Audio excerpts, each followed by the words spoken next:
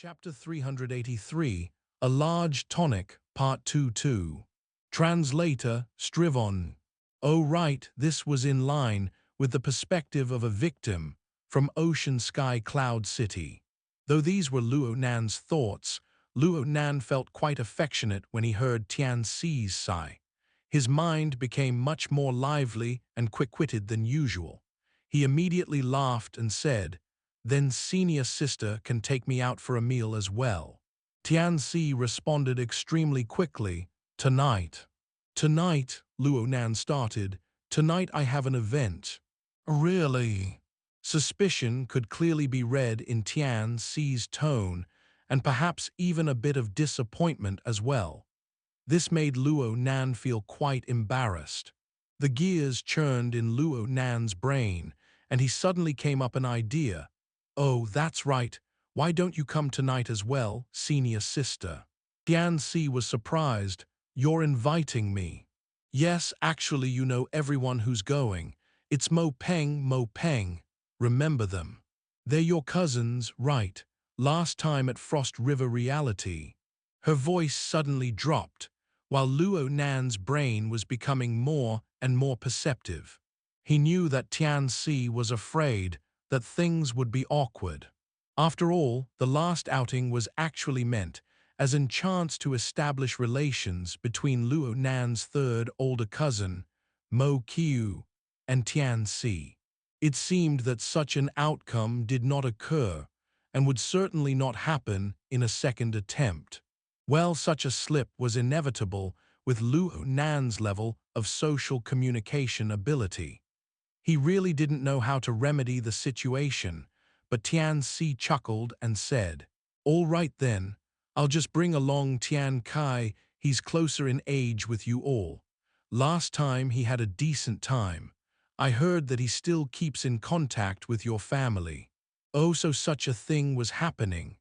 It didn't matter whether Tian Si was telling the truth or not, as long as she didn't mind going. Luo Nan let out a breath of relief. Such plans, from his perspective, could be considered as killing two birds with one stone. Mo Han and Mo Peng were both devil incarnates. There should be some older people around to give them pressure. From their experience of the get-together with Tian Si and Mo Peng, the inclusion of Tian Si would create an awkward atmosphere. Let's see how those two fellows will deal with this. Weren't these thoughts of Luo Nan a bit despicable? Luo Nan ended the call with Tian Si and shook his head. His thoughts took another turn, his expression darkening. Tonight's event was a small matter. The exceptional power and its information that the Wraith Sign just transmitted over was the crucial problem that needed to be understood. It stood to reason that the Wraith Sign still resided within the Bloodflame Order. People let it graze every day. They let it consume other human-faced arachnid clones to strengthen itself. In the objective of city safety, the Wraith Sign was simply a top-notch street cleaner. Such actions by the Wraith Sign had brought on quite a bit of trouble to Luo Nan in the past. It imbalanced the road between his body and soul, making it a longer walk. However, ever since Luo Nan built a clear-cut frame of body and soul, the coupled rotation of the God Gear and Bloodflame Order, the negative effects brought upon by the sudden hunt and consumption of the Wraith Sign grew smaller and smaller. Luo Nan was more than happy to let it reside in the Bloodflame Order, so it could collect bits of secret information. But in that very moment, it could be said that the explosion on the mental plane was the most intense impact that Luo Nan had ever received from the Wraith Sign. According to Luo Nan's estimate, the fluctuations from the turmoil in that very instant spelled the Wraith Sign encountering a powerful foe. The Wraith Sign had unleashed its full power and had emerged victorious. It ate its fallen foe, causing an impact that was akin to a meteor striking the earth. The true intensity of the link lasted only an instant. Luo Nan didn't have the time to see it. He missed it just like that. Then there was the awkward event in the auditorium, which distracted him. By the time Luo Nan had the leisure to pay attention to what was happening with the Wraith Sign, the Wraith Sign had already calmed down. Luo Nan was only able to see the Bloodflame Order's herder from the Wraith Sign's perspective. It was none other than Elder Mo Lun. He was in the form of a soul, appearing as a body of black smoke. He flew with haste, and Luo Nan could see that his smoky body, which was hard to pick out, was unstable. He was in a sorry state, having likely been injured. Luo Nan had looked up information on this Elder Mo Lun recently. He knew that Elder Mo Lun was a backbone force of the Bloodflame Order. He dual-cultivated in the very rare combination of spellcasting and martial arts. At his peak, he was an existence that made even extraordinaries raise their eyebrows. It must be stated that Elder Mo Lun wasn't even 60. He was in his robust years. He should be at his peak. Unfortunately, he had received a critical internal injury during the division of his order. Things were no longer smooth for him. It became even harder for him to break through the boundary to become an extraordinary. His bodily functions rapidly declined, causing him to rely on spellcasting techniques to support the organization. Though these were Elder Mo Lun's circumstances, Elder Mo Lun was able to suppress an elite of the society, Mr. Bai. He was quite amazing, really pushing Mr. Bai into a sense of urgency. The martial power from the ignition of life force and the summoning of the blood flame will was extremely terrifying. So therein lies the problem. Who was able to injure this experienced B-rank ability user? Back then, during their encounter, Yuan had relied on the psychic wave network to summon a long-ranged attack from President Ouyang. Even that attack didn't result in this much damage. If the enemy Elder Mo Lun encountered really was on President Ouyang's level, then it would be impossible for the Wraith Sign to prevail in combat, let alone consume the enemy. Right, so then what did it eat?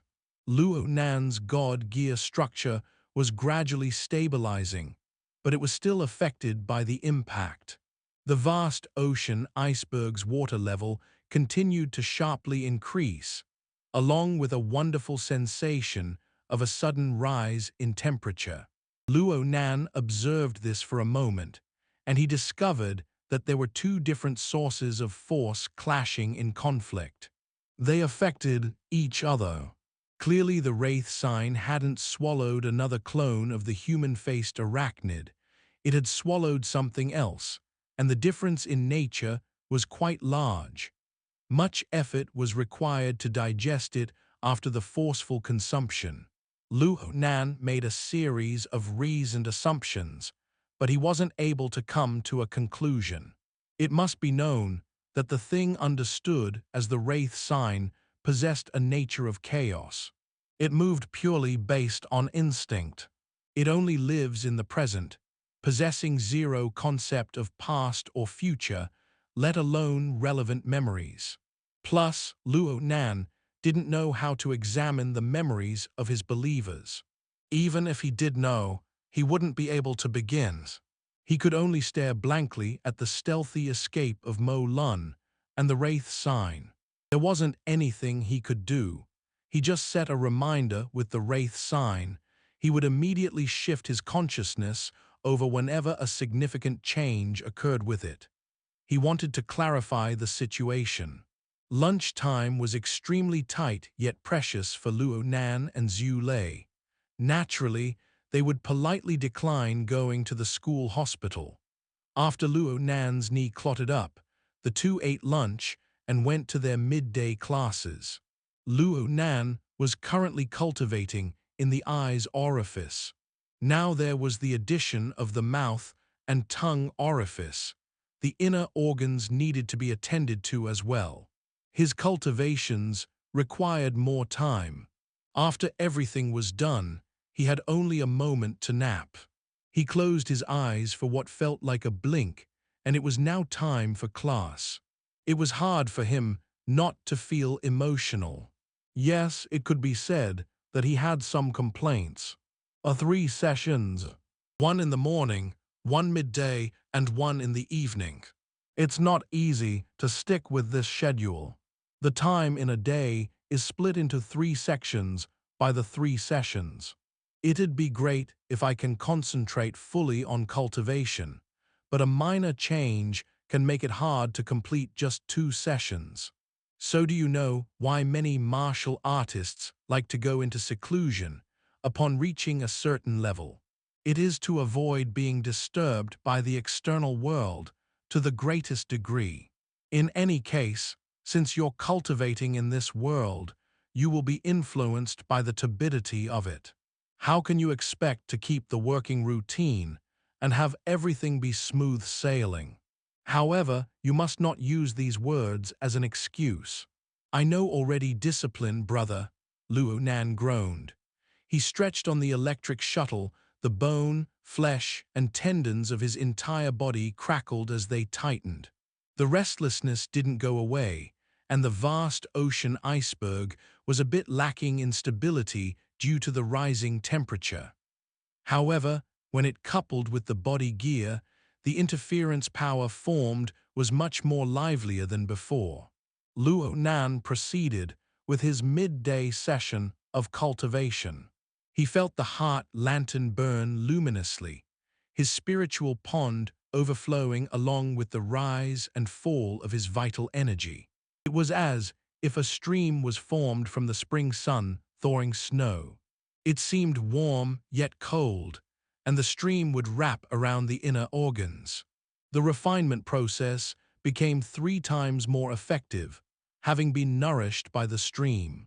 This was the sign of that the mouth, tongue, and eyes orifice working together in harmony. Luo Nan originally felt that he needed 10 days to achieve this. He never thought he would have results so soon. Not even 3 days had passed. Luo Nan couldn't avoid thinking about the large tonic that the Wraith Sign had consumed and wondering if it was correlated. From the signs that were present over Luo Nan's body, Xue Lei nodded over and over as he heard them. Tempering the fleshly body is indeed the entryway. We will practice Sanshu Chinese boxing this afternoon and exchange some blows. Luo Nan shot a glance at Xue Lei's arm, which could be a match for his thigh in size, and didn't continue with this topic. He just asked, "Tonight at the large activity area, Frost River Reality, you're coming, right?" Xue Lei obviously wouldn't refuse. He even reminded Luo Nan, "Don't cause trouble, make sure you go home early." "Make what trouble?" Luo Nan shrugged. "All right, then let's first meet at gear." "First practice Sanshu," Xue Lei emphasized again. "I have class today." Isn't notes on the major characters of the world the only one left? "It's a new class," Luo Nan blinked. He reached a hand to grasp the air. A small bead of water was in his hand when he opened it again.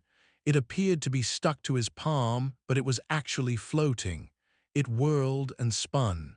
There were only 2 more courses for school in the afternoon. They involved writing, and Luo Nan wasn't really interested in them. He didn't pay much attention to the specific details during class. He just made subtle movements with his fingers, causing the small water bead to revolve between them. This water bead wasn't the external neuron in the form of a divine rebirth. It was coalesced later. The total set of the condensation ring and the 5 auxiliary structures roamed around his fingers. It was like a dull blade slashing against his skin, yet it looked like it could crumble at any time. This was not a misconception. If Luo Nan were to brush the water bead with force from his fingers, then the result would simply be akin to detonating a bomb at his fingertips. He would suffer some. Luo Nan's physical control was quite lacking. He would certainly suffer a setback if he exceeded the time limit. The better method of training was to rely solely on using the mind to control. It was one of the small skills for daily cultivation that Her Majesty Empress Wu had taught in Xia City Branch's mid-level training course. However, Luo Nan's mind wasn't completely focused on it right now. After the Wraith Sign sent the signal to Luo Nan, the unlucky Elder Mo Lun experienced an hour or so of torment in his escape before finally returning to a secret rest point. He began to communicate with others. He was at a large fitness center of a senior member's suite. The interior decoration of the room was mostly in a mauve color, and the lighting was a bit dim, bringing a bit of an exotic atmosphere. Aside from the two wooden chairs in the corner, most of the space in this decently sized room was filled with exercise equipment. There were yoga mats, treadmills, bicycles, ellipticals, and so on. There was even a small swimming pool in the corner. Elder Mo Lun's fleshly body was already there. He sat naked and cross-legged in the swimming pool. But Mo Lun's soul didn't return back to its body. Though returning back to his body would aid in the recovery of his injured soul, it would also make his fleshly body worse with its hidden injuries. Mo Lun could only endure it for now. Mo Lun's soul just floated in the center of the room with the Wraith Sign at his side. Of the two wooden chairs in the room, one of them was left unused. It was left for Mo Lun. It was a display of respect even though he wasn't sitting in it. There were 6 people gathered here, core members of the Order who had received the information. Having seen each one of these people on and off over the past month through the Wraith Sign, Luo Nan was able to recognize and identify all of them. The person who sat in the other wooden chair was the current First Oblatum of the Bloodflame Order, Lady Halder. Chapter 384, Bloodflame Order. Translator, Strivon. Lady Halder was a woman who gave off a deep impression. Luo Nan wasn't the sort to be good at recognizing people, being a homebody and all, but he was never able to forget her from when he first saw her. Yes, Luo Nan was forced to admit that Lady Halder had an excellent figure. She was in her 40s, and right now she wore a wool-knitted dress of deep violet.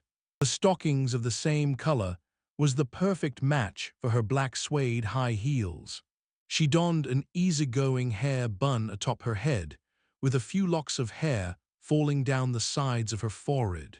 She was graceful yet decisive, like a dame who has been of eminent status for a long while.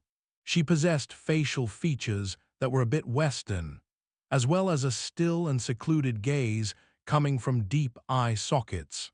A strange and slender blood mark could be seen on her right cheek, giving her a callous and unyielding aura. She appeared to be more like a long-practiced and successful career woman upon deeper inspection. Indeed, she was a business queen in the normal world. The high-grade fitness center where everyone was at was one of her businesses. She inherited the Citadel Financial Group from her late husband, rapidly expanding the business over the past 10 years.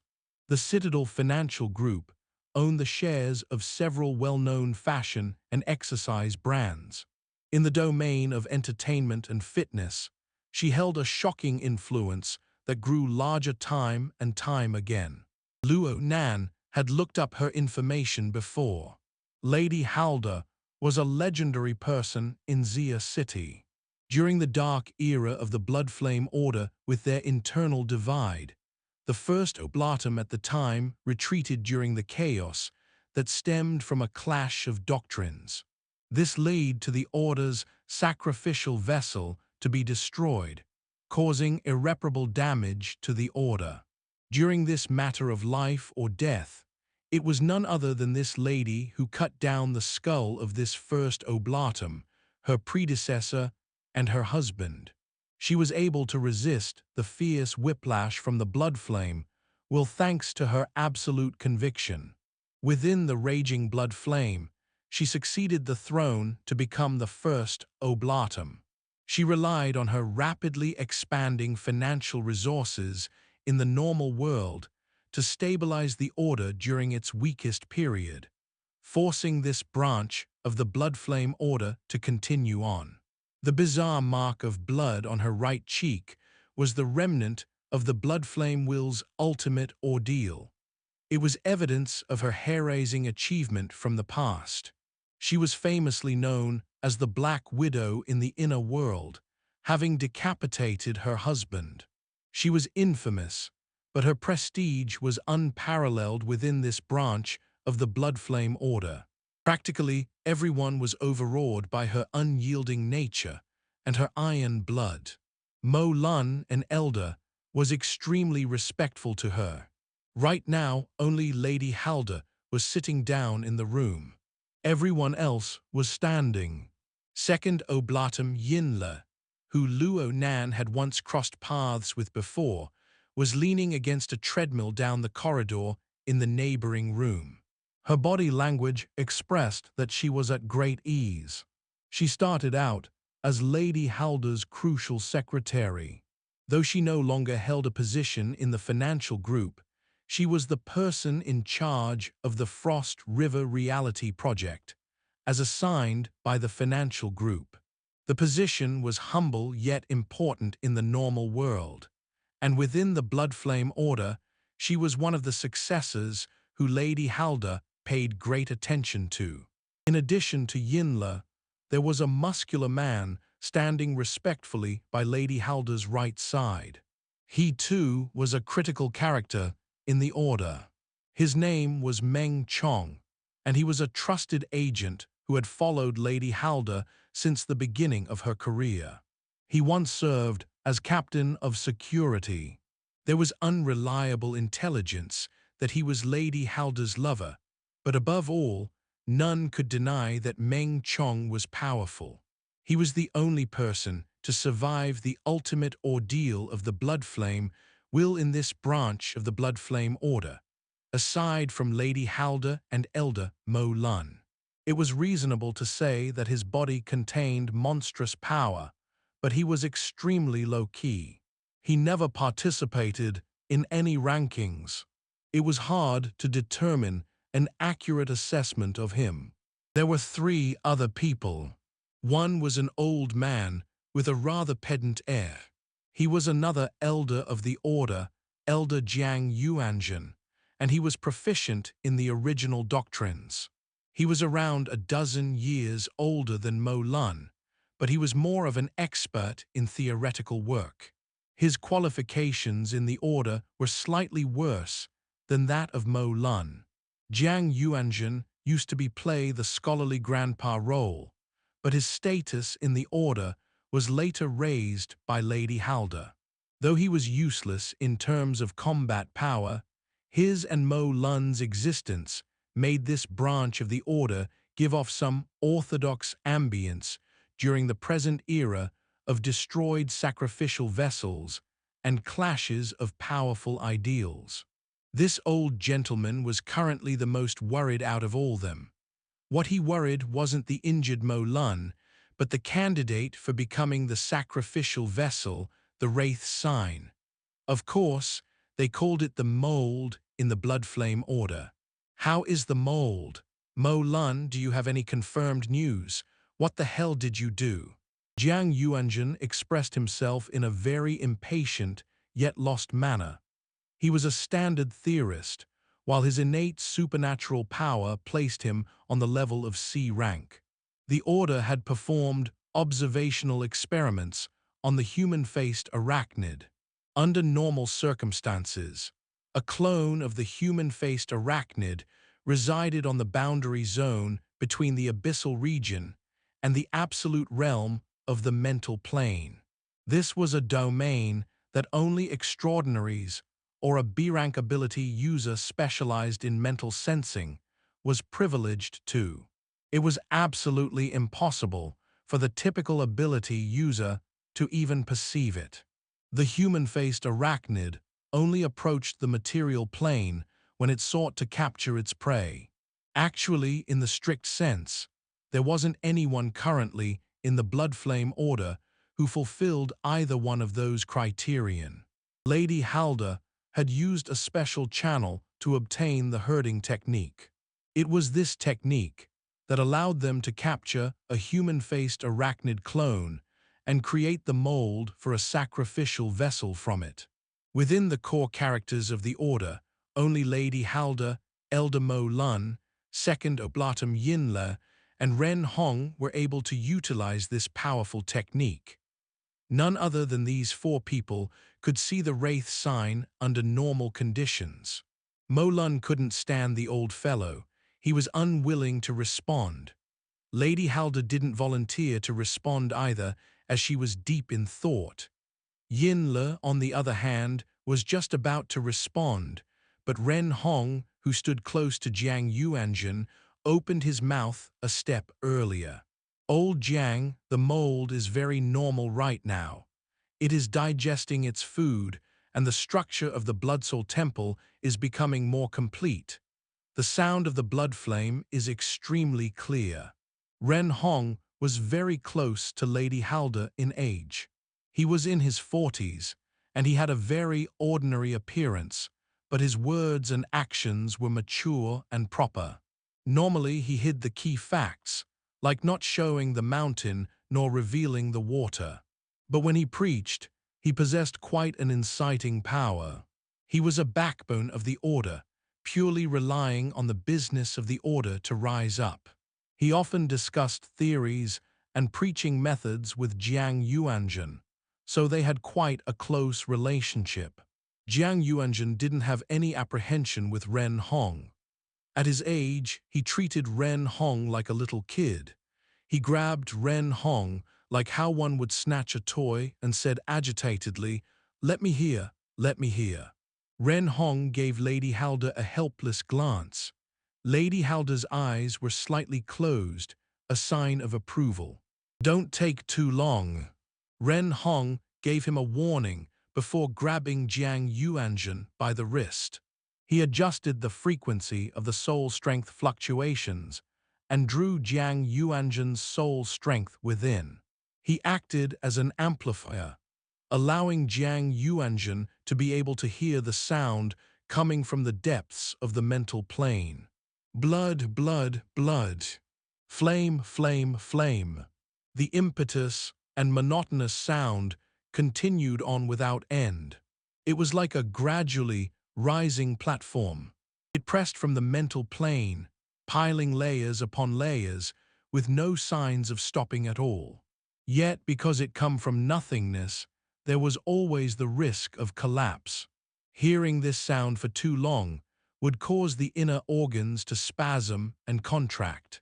But Jiang Yuanjun listened to this sound with great ease, as if he was listening to nature.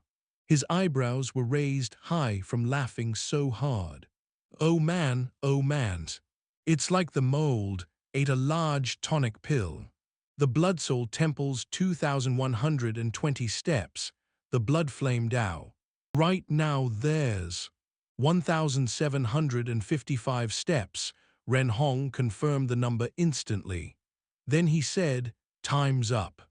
"What's so fast?" Jiang Yuanjun wanted to act dumb, but Ren Hong gently yet firmly rejected Jiang Yuanjun's request. Ren Hong even pulled some distance from Jiang Yuanjun. Jiang Yuanjun wanted to continue to pester him for a moment, but Ren Hong used his eyes to remind Jiang Yuanjun that the first oblatum was present. Jiang Yuanjun was hand-picked by Lady Halder. He was scared of her. His cheeks twitched, and in the end, he didn't drag the issue. He turned to give Lady Halder a smile, then he raised a finger as he did some calculations. Last time Mo Lun notified the number of steps to be 1,569. Oh man, 186 steps in an instant. Yinla added, Old Jiang, there was another successful hunt last week that wasn't announced. There were already 1,605 steps at the time.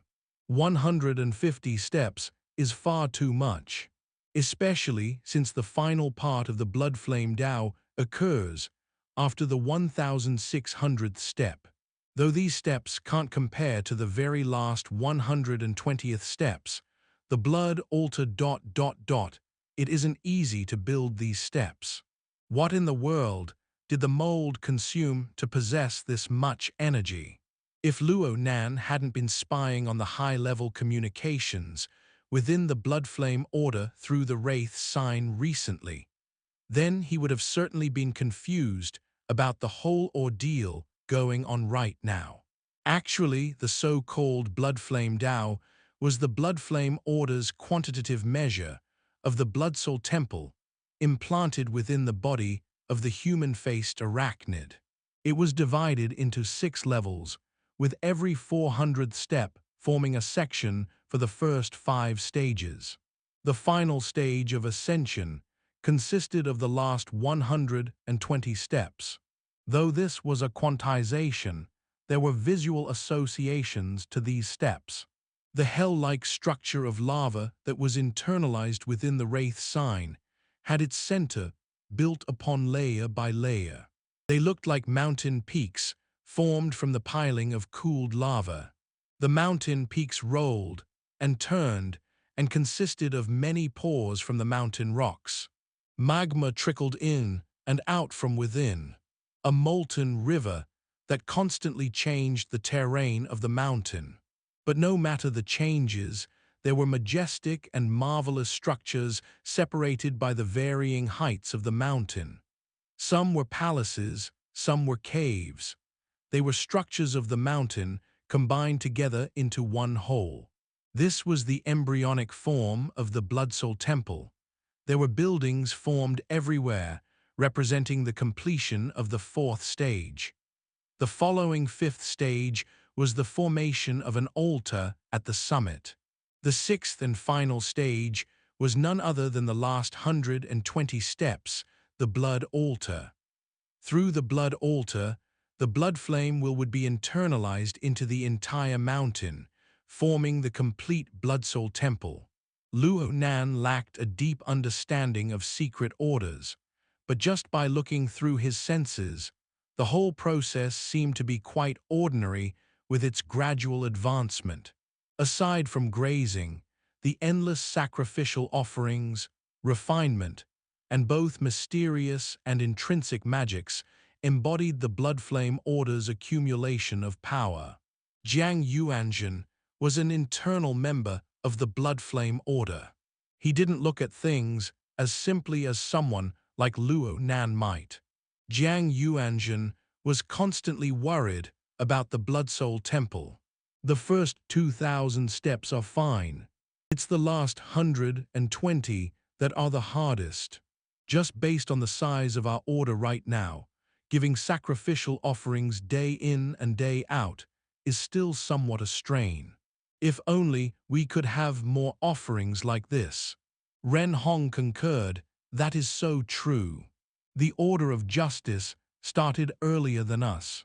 It is said that they've sent a human-faced arachnid clone to their headquarters, even before the incident with An Wang.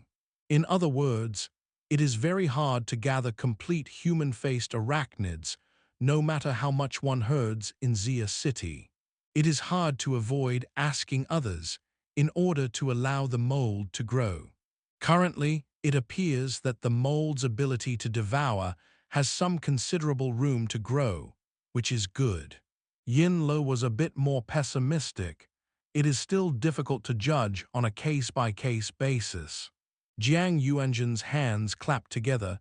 We need to ask Mo Lun. This time was dangerous, but to truly seek a road to aid the blood sacrifice requires endless beneficence. As his voice fell, a mass of light and shadow unfurled out from the center of the room. Mo Lun hadn't been part of the conversation, but he was able to have the core members of the Order understand his current situation through an image. This image was formed by first transforming memory into energy and information that could be read by special equipment. The special equipment then transformed it into an image. Mo Lun's act of recreating memory appeared to be a simple action. In fact, it was nothing for someone like him, a profound researcher of the mind and soul. Mo Lun's powerful and efficient skills made Luo Nan feel rather inferior. The changes of light and shadow were the recreation of Mo Lun's experience at the time. It was hard to avoid the processing distortions caused by the subconscious thanks to human beings' thought characteristics. But this recreation was still good enough to be used as a reference. The scene of the incident was very familiar to Luo Nan.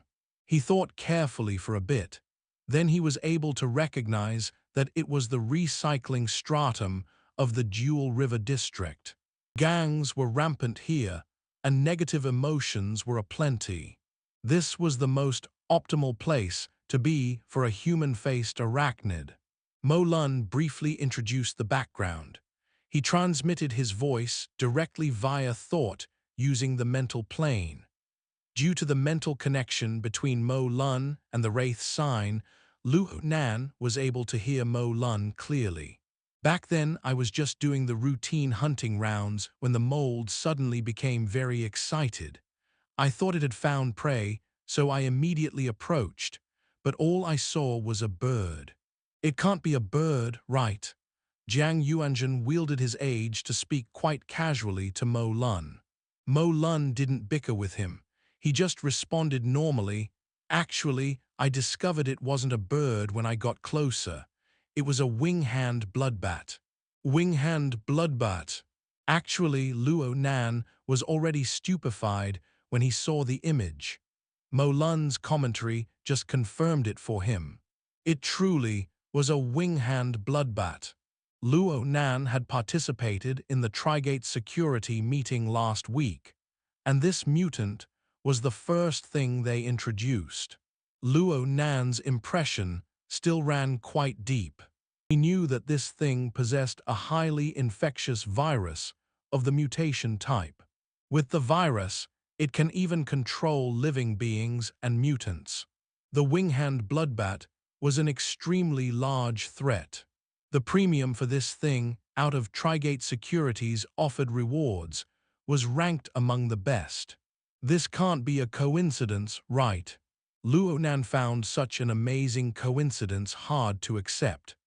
However, he found it even harder to imagine that this sort of dangerous mutant still had different channels to enter and leave Xia City so easily.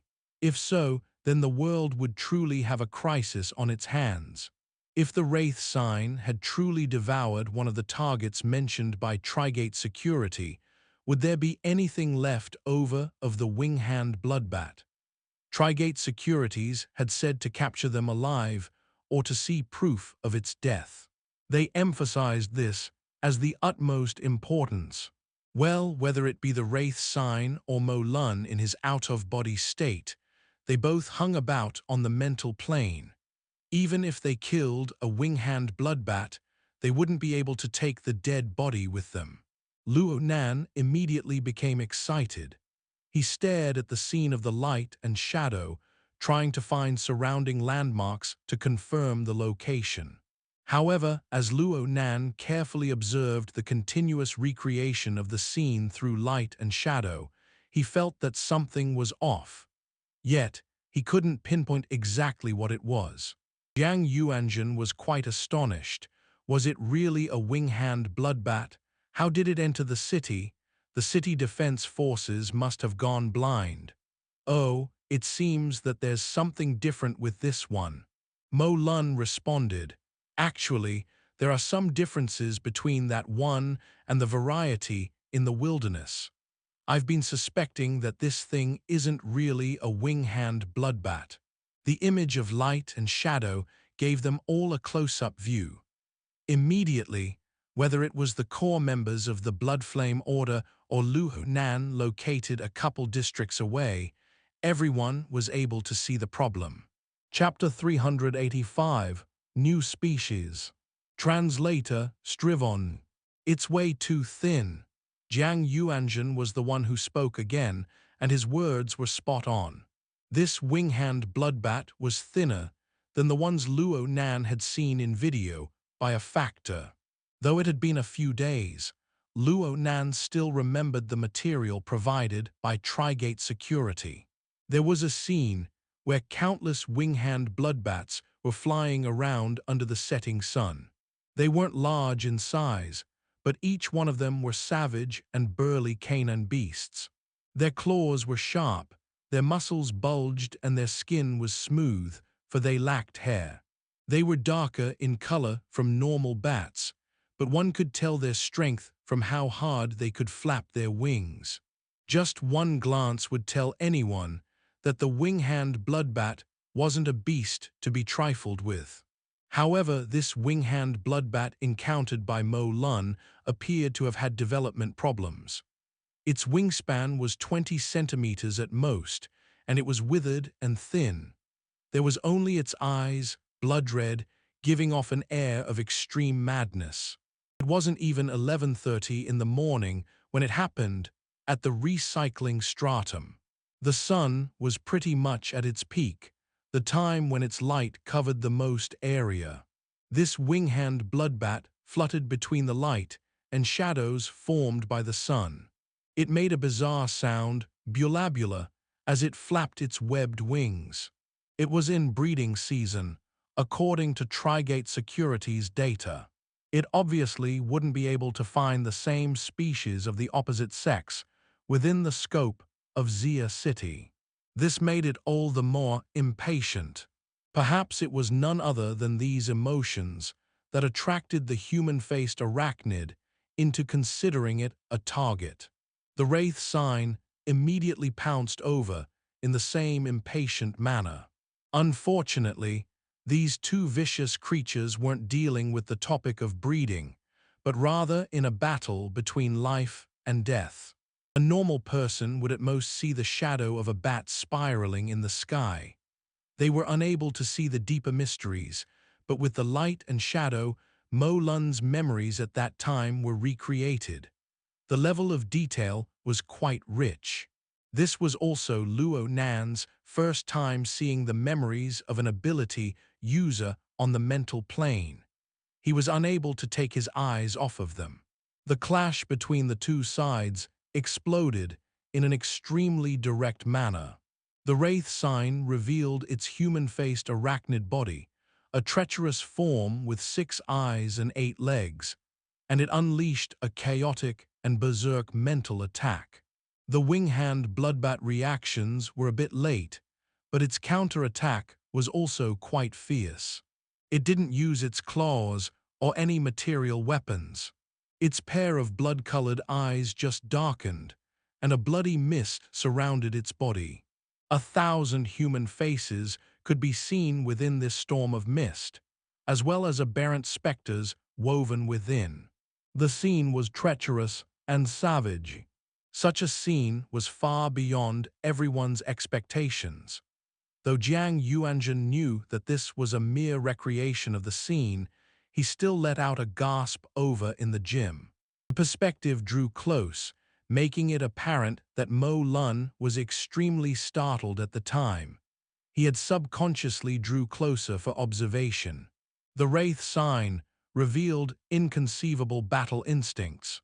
When faced with the bloody mist, it instantly withdrew its explosive mental attack, and the void around its body warped. Perhaps it was due to how much the Bloodsoul Temple had formed within it. This was a sign of interfering with the material world. Its momentum appeared to have weakened, but its mysteries were boundless, and it sought a distant victory. It was simply like a miniature black hole. The clash between the two sides proved this. The bloody mist collided along the edge of the warped space and warped involuntarily, losing the imposing flame-like vigor. Instead, The bloody mist became trapped. It was being consumed. Not much remained after a breath's time. As for the Wraith Sign, its demonic body expanded by a factor. Luo Nan believed this to be the exact moment when the Wraith Sign sent over the meteor. By this point in the situation, it was practically the Wraith Sign's overwhelming victory. However, no one ever expected the wing-hand bloodbat to counterattack when it had already lost most of its bloody mist. It invoked its savage nature, and its thin-as-bones body suddenly expanded. It bulged into a sphere, and it exploded without giving the Wraith Sign a chance to react, bloody fog spraying everywhere. A shiver ran through the hearts of all witnessing the scene, and including Luo Nan. In his eyes, what had exploded wasn't a single wing-hand bloodbat, but a million of them. This bloody fog made even the frontal Wraith Sign retreat. It simply fled to the depths of the mental plane, hiding for now. But Mo Lun was too close. The bloody fog sprayed him head-on, instantly causing his perspective to shake. His internal energy became chaotic, and the image ended here. So it turned out to be trouble not of one's own making. Jiang Yuanzhen sighed, waving away his nervous emotions. There was a bit of self-ridicule in his actions, but soon he said, vexed, "I even thought about going to the wilderness if the wing-hand bloodbat was useful and just kill a bunch of them. They're just as effective as blood sacrifices, but I think I'm wrong after looking at that scene for so long." He was indeed wrong. Everyone present was a veteran ability user, having gone to the wilderness several times, at least a dozen times each. The wing-hand bloodbat wasn't a rare species. Everyone had encountered them before. However, they never expected Mo Lun's memories to be like this. Just based on the bloody mist attack, they were able to see that something was wrong. As for the direct suicide bombing attack, not even a veteran B-rank ability user would walk out unscathed. Is there anything left of it? Lady Halda cut into the conversation, causing the gym to instantly enter a serious state. Mo Lun understood Lady Halda's intentions. She was saying whether or not there were any samples remaining of the attack that injured him. In general, this was a very difficult thing to capture, but Mo Lun said, "Yes." An extremely fine silk-like bloody line seemed to manifest out of thin air as he spoke. It was sent from Mo Lun's soul, and it was displayed before everyone's eyes. The bloody thread was only a millimeter in length, but it was incredibly thin. It resembled a severed spider silk, were it not for its bright and bloody nature. Someone like Jiang Yuanzhen, who had old eyes, might have not be able to see it clearly. The characteristics of the bloody line were very strange. In the few seconds it was revealed before everyone's eyes, it seemed to expand a bit, elongated a bit, and even wiggle its tail end. It was like a living insect. Mo Lun spoke of what he observed of the bloody thread recently. "I am unable to define how this thing exists for now. It appeared within the wing-hand bloodbat's body, but right now it also exists on the mental plane. It is endlessly consuming and paralyzing my soul body, and it is rapidly growing stronger." As he continued to search for words to describe it, Lady Halda already had a few words that said it all. It's biological fission reproduction. It's a type of mental microorganism, or perhaps a virus. Jiang Yuanzhen smacked his chin, human-faced arachnid. Everyone understood what he meant. Yin Le subconsciously straightened and said, "It sure is alike. Could it be a Darksider life form, a species we haven't discovered yet?" Darksider life form. Luo Nan, who could be said to be an excellent listener, became interested in an instant. This thing is a Darksider life form. If that's true, then it's the second type he's seen with his own eyes. Luo Nan had researched the human-faced arachnid quite a bit these past times. He looked up the society's internal archives in detail, but he didn't find many results. Darksider life forms or Darksider species were new concepts. They haven't even been known for 2 years yet. There wasn't a complete system formed, so the available data was pitifully small. Luo Nan suspected that he could write a few papers based on his understanding of the Honor Society, listing out several phenomena. He could totally submit them to top journals within the society and make honor points until his fingers bled from typing. So in the end, he still had to rely on himself. Luo Nan observed the blood virus and discovered that it was quite different from the human-faced arachnid. It was just as Mo Lun said. This thing's had quite an ambiguous position. It shifted back and forth between the mental and material planes. In essence, because of its living environment, in the border between the mental and the material, it could be considered as an amphibian. From what Luo Nan observed so far, the root of its developmental growth was all in the mental plane. It didn't have the function to draw nutrients from the material world, but it was incapable of submerging into the depths of the mental plane. Following the customary division of the mental plane, 3 zones, 1 region, 1 realm, this thing only had activity on the uppermost part of the shallow zone. It was like a mosquito larva on the water's surface, but Luo Nan was uncertain what would happen as it split and reproduced. After all, it was able to harm Mo Lun, but it was not done solely based on skill. Luo Nan was able to detect that as the mental plane released the blood virus, the Wraith Sign, which was recuperating in the depths of the mental plane, suddenly stirred, its attention alerted by instinct. However, perhaps it saw how weak this thing was, how it wasn't even large enough to get stuck between its teeth, and it lost interest. Perhaps it still needed to be cultivated. Luo Nan studied the blood virus, and the others weren't idle as well. Is it a parasitic species as well? Ren Hong tried to determine. If so, then that wing-hand bloodbat was an injured host. Was this sort of parasitic relationship chosen at will or assigned?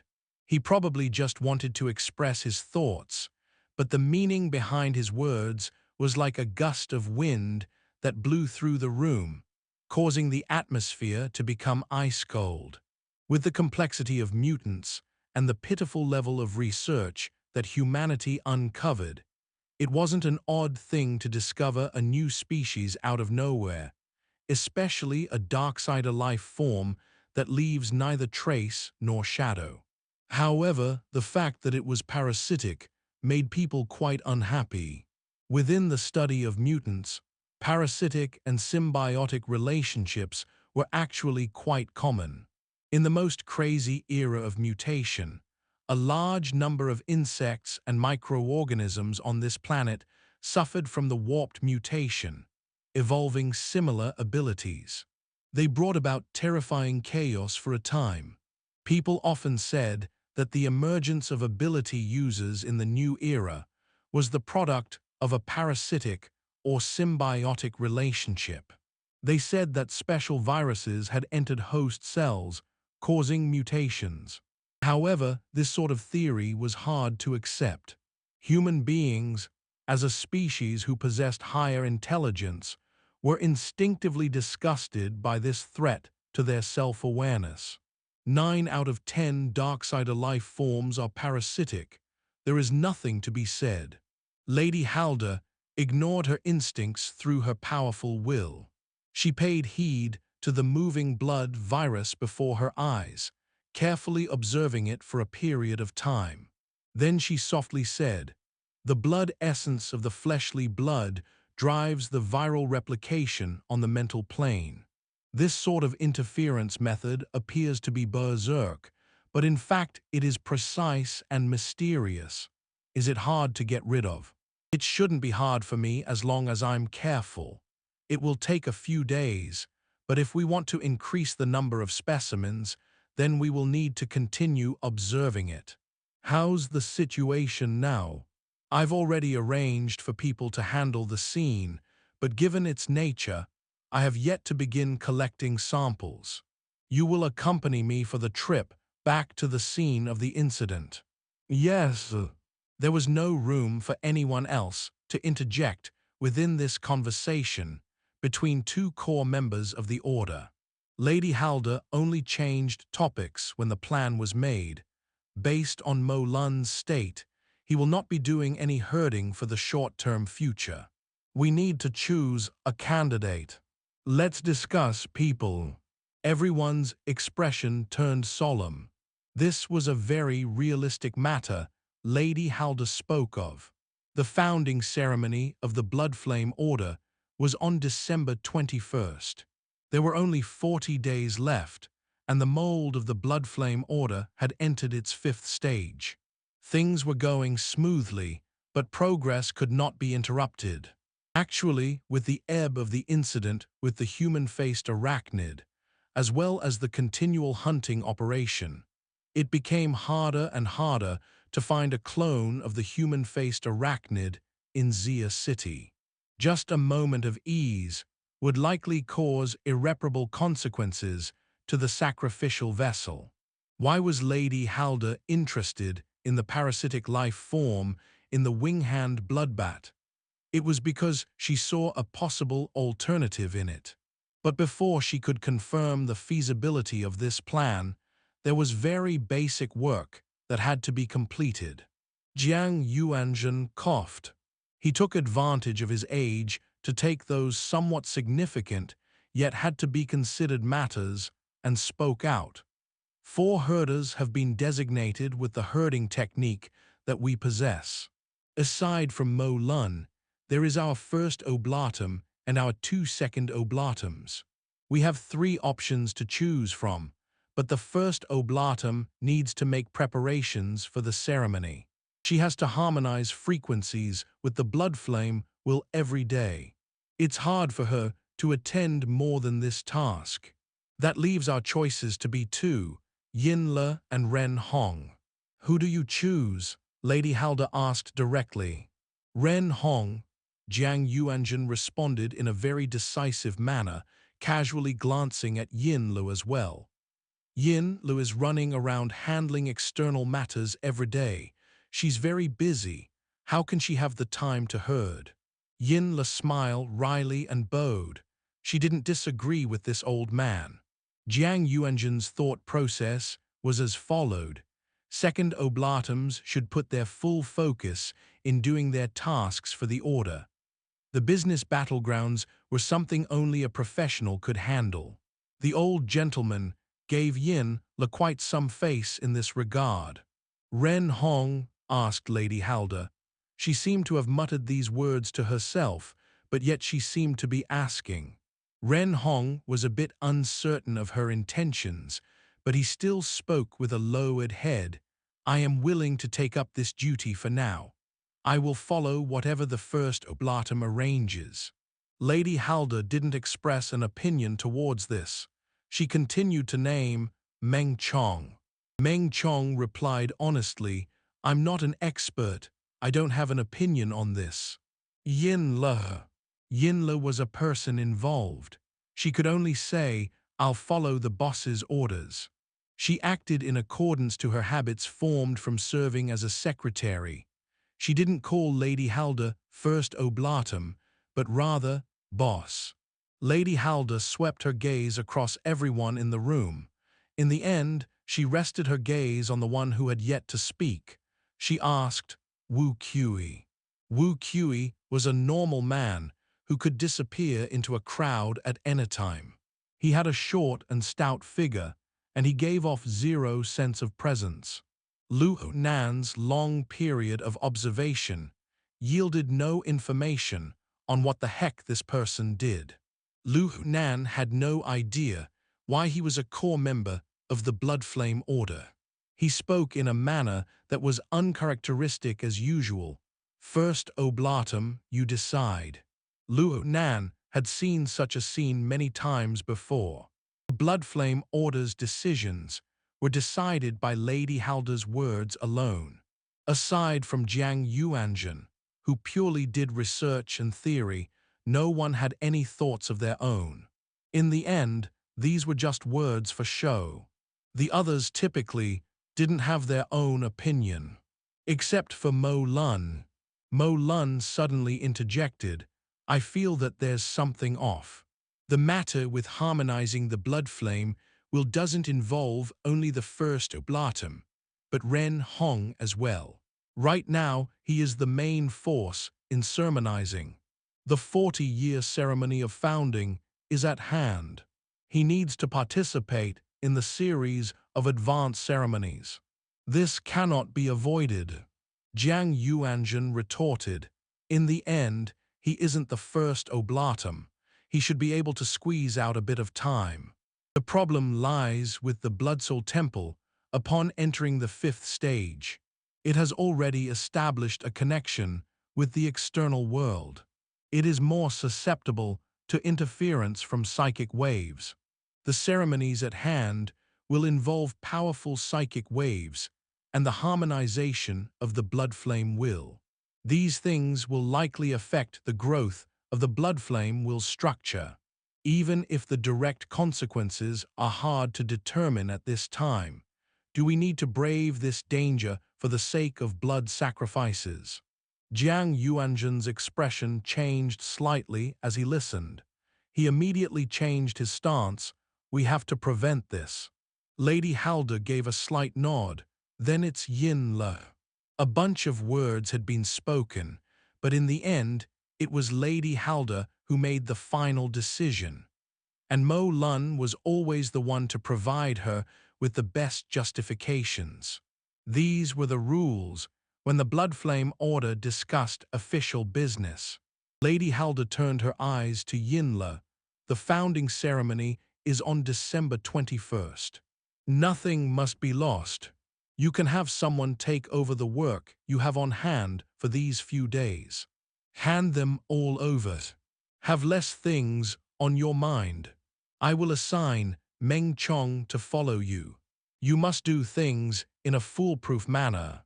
There was no one who offered any further opinions. Yin Le walked forward, nodded in agreement, and said, "Yes, boss." Chapter 386. Super Accurate. Translator Strivon. With matters over the Bloodflame Order coming to an end, Luo Nan couldn't help feeling vexed. Right now, he was on a wild ride that was becoming increasingly impossible to get off. Luo Nan could see the exceedingly strong determination of the core members of the Bloodflame Order. They rushed to reconstruct their sacrificial vessel for the founding ceremony. From a freak combination of factors, the Wraith Sign replaced their original mold. This was an irreversible process. If Luo Nan were to retrieve the Wraith Sign at this time, the Bloodflame Order would become a giant enemy. Only death would be able to reconcile the animosity between them. But the situation would only stay stable for a fixed period of time if he allowed things to continue on like this. He would have to retrieve the Wraith Sign sooner or later, and the longer he dragged it on, the bigger the headache. Or the Bloodflame Order could let the Wraith Sign go free, but how was that a possibility? Luo Nan threw these annoying problems to the back of his head for now, and he recalled that Lady Halda wanted to go back to the scene for reinvestigation. Luo Nan wanted to go as well.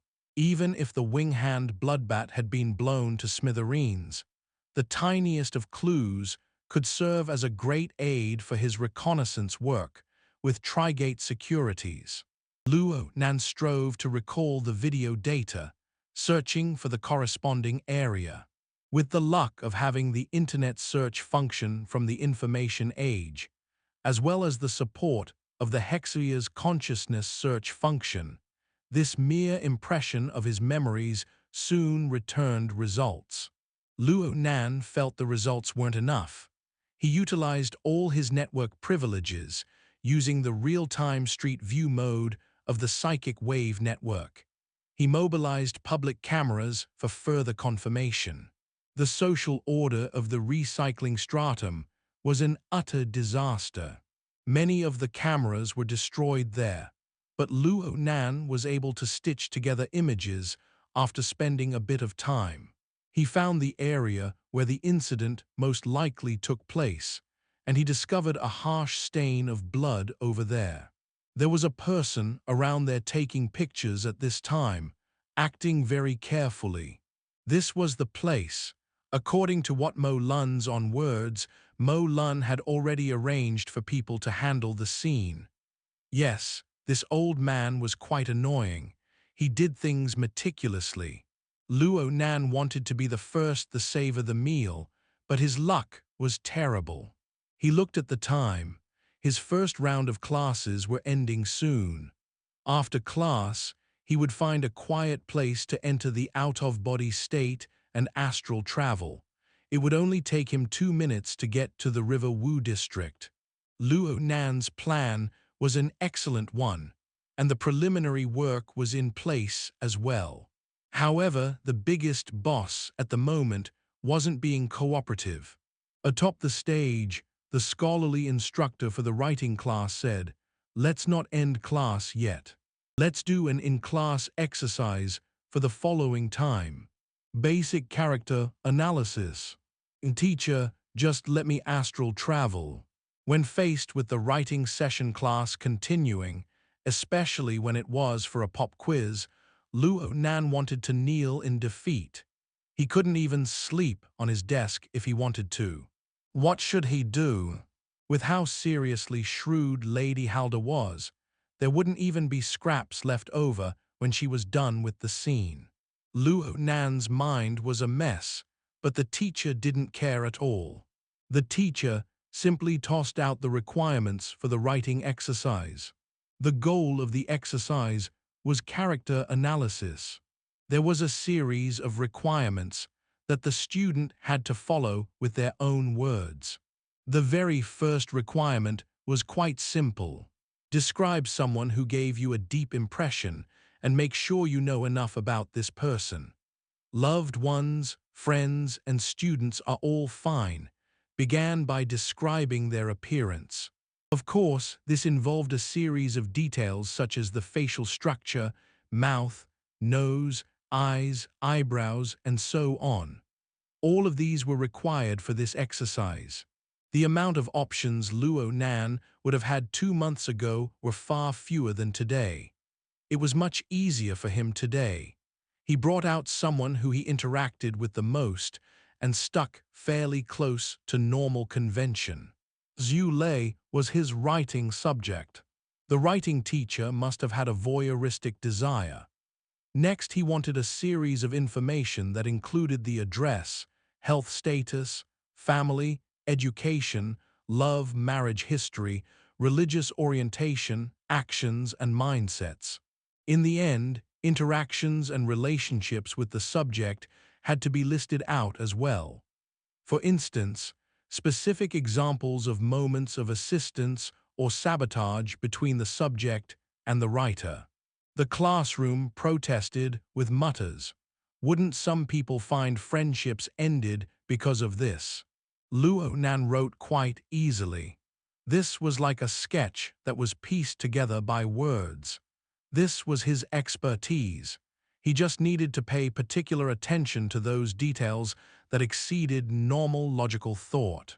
Perhaps it was due to the relaxed and smooth state that Luo Nan was in currently, but the floodgates of his mind burst open. He wrote and wrote, his thoughts flying away about Xue Lei. It was like just what the teacher had tried to formulate to the students. One person's ability is limited in the gathering of people's social relationships, while the help of friends and social collaboration was highly efficient. Why did he even think of the super inefficient method of ditching class? Luo Nan's train of thought linked together. Though his pen hadn't been one of divine inspiration, he knew what he had to do next. He cast out a strand of intent, and ink answered several dozen kilometers away. Luo Nan didn't have the time these last 2 days to pay much attention to the action progress of Trigate security. He just separated a very basic strand of psychic intent. It was fine to just ensure that ink was obedient. Actually, the search mission had officially started on Sunday. The professionals could freely operate now. Peony and Long 7 had brought separate teams to gather clues. They convened daily for reporting and analysis, but they had yet to make any progress thus far. That is to say, luck played a very important role. Luo Nan activated the psychic intent he left with ink, and his consciousness descended. Ink was already accustomed to this. It just flapped its wings twice, expressing a welcome. The instant Luo Nan's consciousness arrived, he felt that something was a bit odd. Since Ink's intelligence level was low compared to a human, there was no pressure when Luo Nan descended with his consciousness. There was nothing to be worried about. They had made contact in this manner many times in the past, so Luo Nan was very familiar with the associated sensations. Because of this, Luo Nan immediately felt that something was different when he shifted his consciousness this time. It was like listening to a familiar song with the same singer, but there were clear differences between the live version and the recorded version. It seemed like the effects of his closed-door cultivations over the weekend were much larger than he anticipated. Well, this was normal. Luo Nan had come from a basic format, pyramid, to a living starry sky viewed through clairvoyance. Outstanding changes had occurred with the state of his inner organs, 9 orifices, 6 roots, and soul. These changes were comprehensive, affecting all aspects of Luo Nan's body and soul structure and their internal-external relationship. However, because the aspects involved were so vast, there were many things that could only be experienced when they were put into practice. Like the case here with ink. After the format pyramid had transformed into the star atlas, Luo Nan hadn't seen any links to the relationship with his believers. In essence, they had turned clear in this moment. He now discovered the effects from entering the atrium cyclotron. His act of observing from the mental plane had naturally manifested a telescope mode. Through warped and entwined mental curtains nearby, he was able to obtain high-fidelity information from afar in a special form.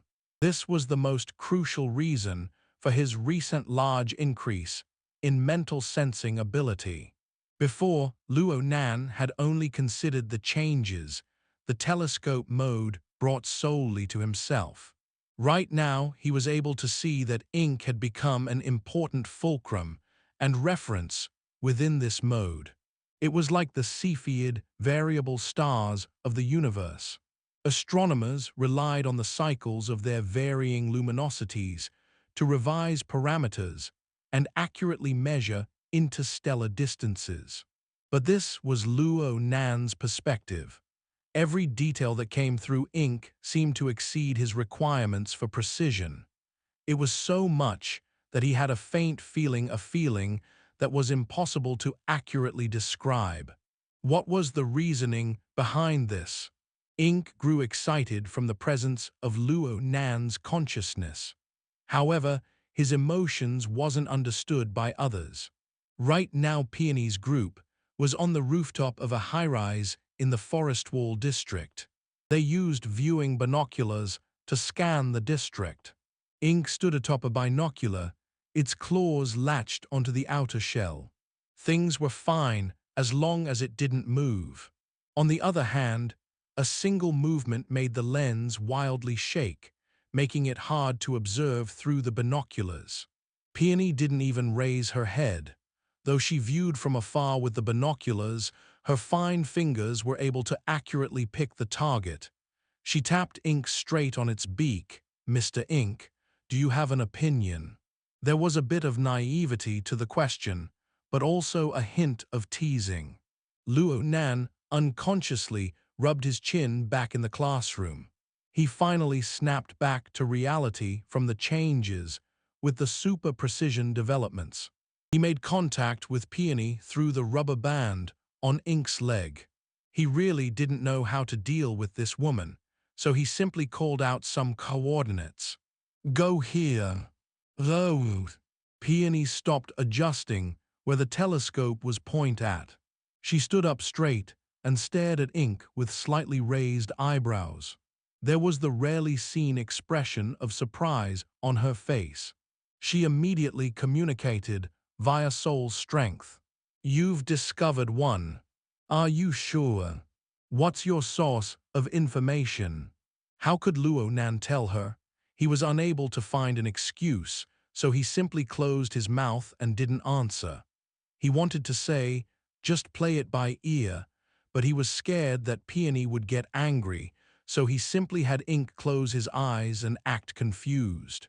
Luo Nan only realized it after he had done all this. Peony knew that there was someone behind Ink. Closing Ink's eyes was pointless. Luo Nan was so embarrassed that he was inconsolable. However, Peony didn't get angry. She snapped her fingers, faced the Trigate security assistants around her and said, "We need to change locations." Oh, this was an excellent result. Was this the legendary version of pretending to be awesome by playing by ear? Ink still maintained the appearance of dozing off, but it was actually taking in all the changes around it and sending the information back to Luo Nan.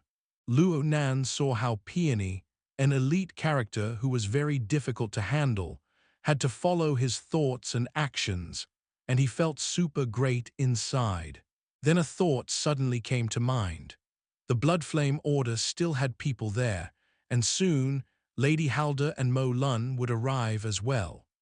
Luo Nan had the mind to warn Peony, but the cockiness he held earlier would immediately crumble if he did. After a moment's hesitation, Luo Nan found himself an excuse. Perhaps he could pull some extra information if Trigate Security and the Bloodflame Order were to make contact. Oh, this was an excellent idea. Trigate Security's work efficiency was quite high. After hearing Peony say there were clues, they simply had a low-altitude flying vehicle sent to them. It took only 20 minutes to complete the transfer. Peony and the group of support personnel arrived at the target location mentioned by Luo Nan. They were a step faster than Lady Halder's group, who were further away. Lady Halder didn't step forward when she saw Peony and the others arrive. She just had the on-site personnel of the Order negotiate with Trigate Security. As far as Luo Nan knew, the Wraith Sign wasn't a factor. That fellow had switched zookeepers. Right now it was being nursed at the Bloodflame Order's headquarters. Luo Nan relied on none other than Ink. Ink flapped its wings, soaring into the air. It spiraled within the shadows of tall buildings. Many pairs of eyes pointed at the enormous bird, sheltered by the surrounding doors and windows. Some were excited, some were frightened. Luo Nan didn't know that this crow was actually a celebrity within the River Wu district of the recycling stratum. News of last month's battle against Jack had spread through this place by the gang channels that were everywhere. The residents who lived here knew, more or less, that strong mysterious power had crushed Jack's gang, the original owner of this territory. The main force of the strong mysterious power was a big burly man, someone who lacked characteristics. Therefore, the people automatically chose a more exciting symbol. A large crow. Mysterious power had outputted to use the special ability of the crow.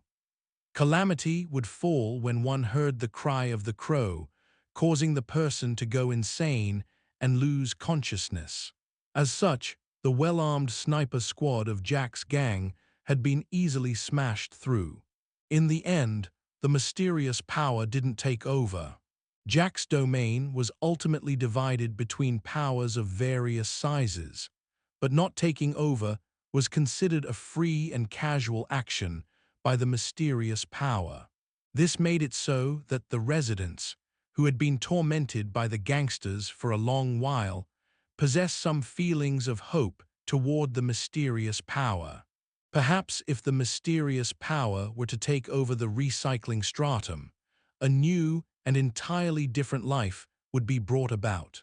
Driven by such emotions, the re-emergence of the giant grow caused the hearts of quite a few of the residents to rise and fall like the tide.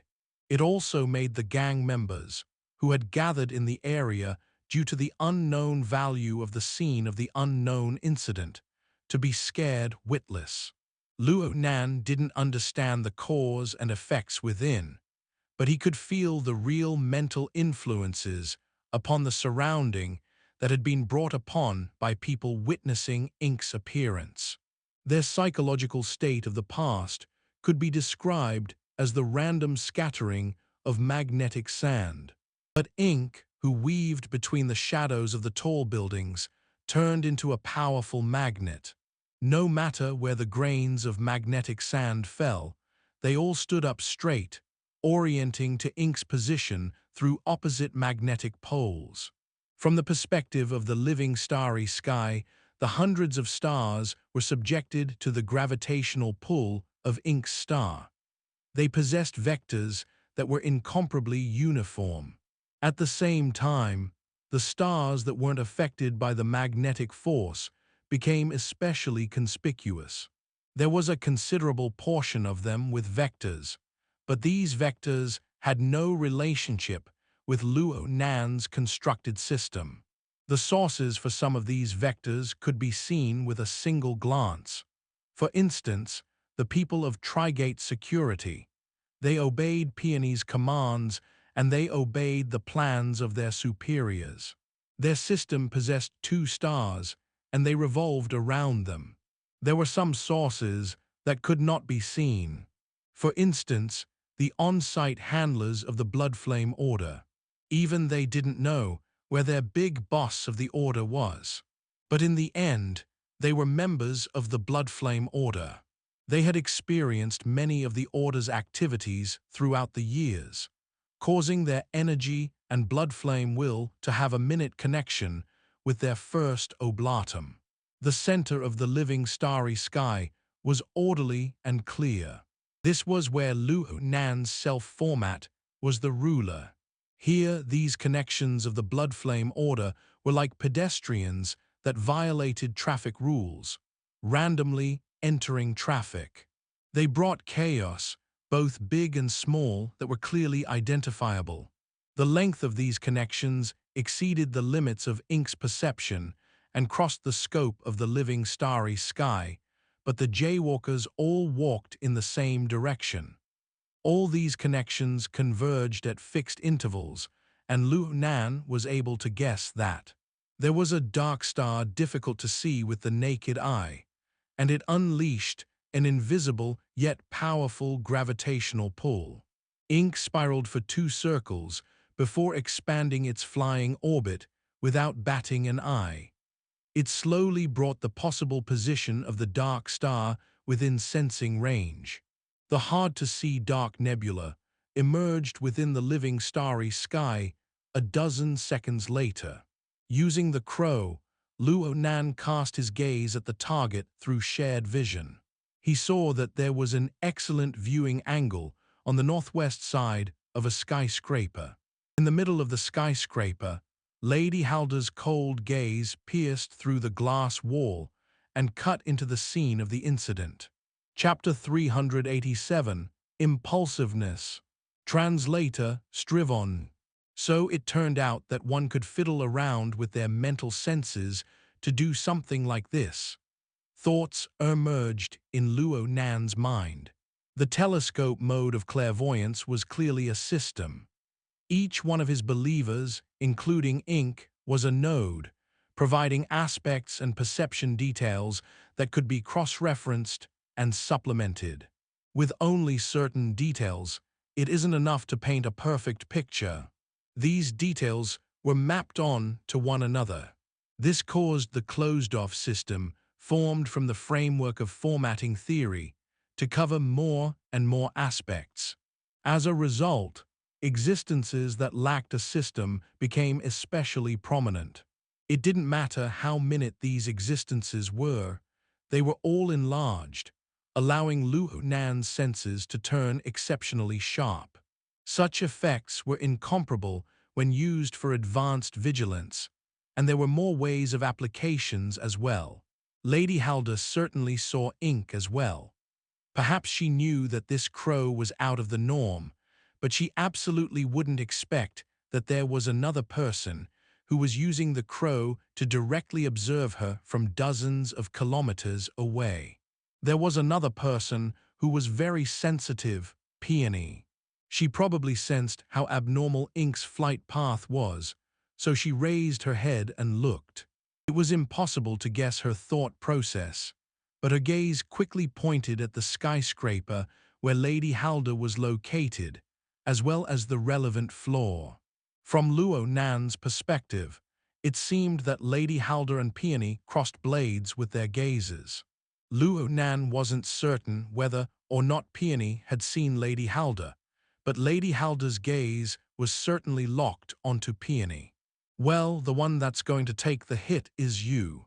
Luo Nan felt secretly delighted after successfully shifting the blame after getting into trouble. He felt a sense of accomplishment. This was the first time he had done this successfully, and he was already a teenager. He wasn't worried about Peony's safety. He knew that the most powerful woman in Xia City stood behind her.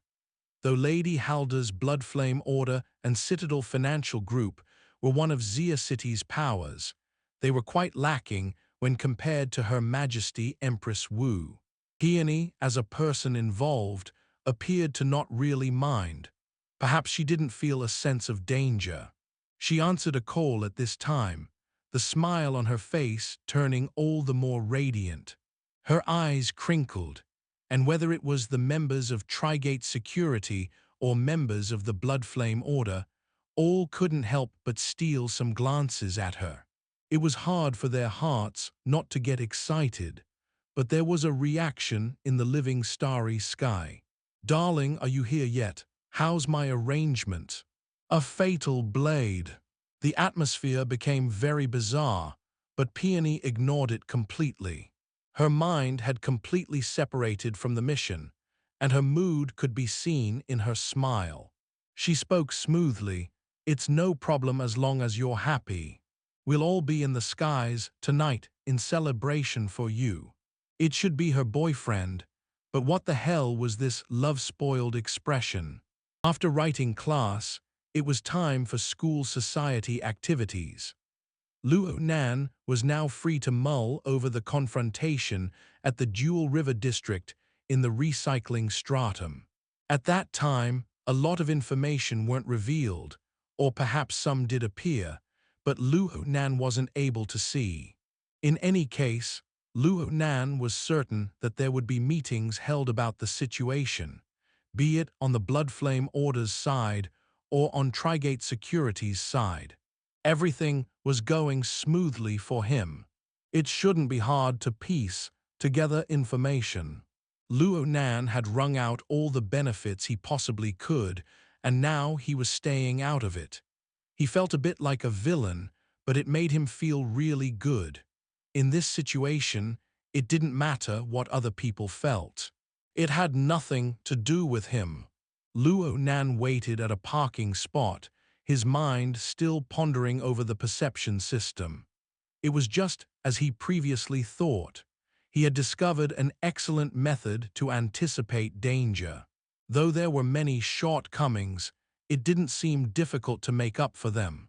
He just needed to expand his number of believers and spread them into the various districts. They could be seamlessly combined to form a closed system.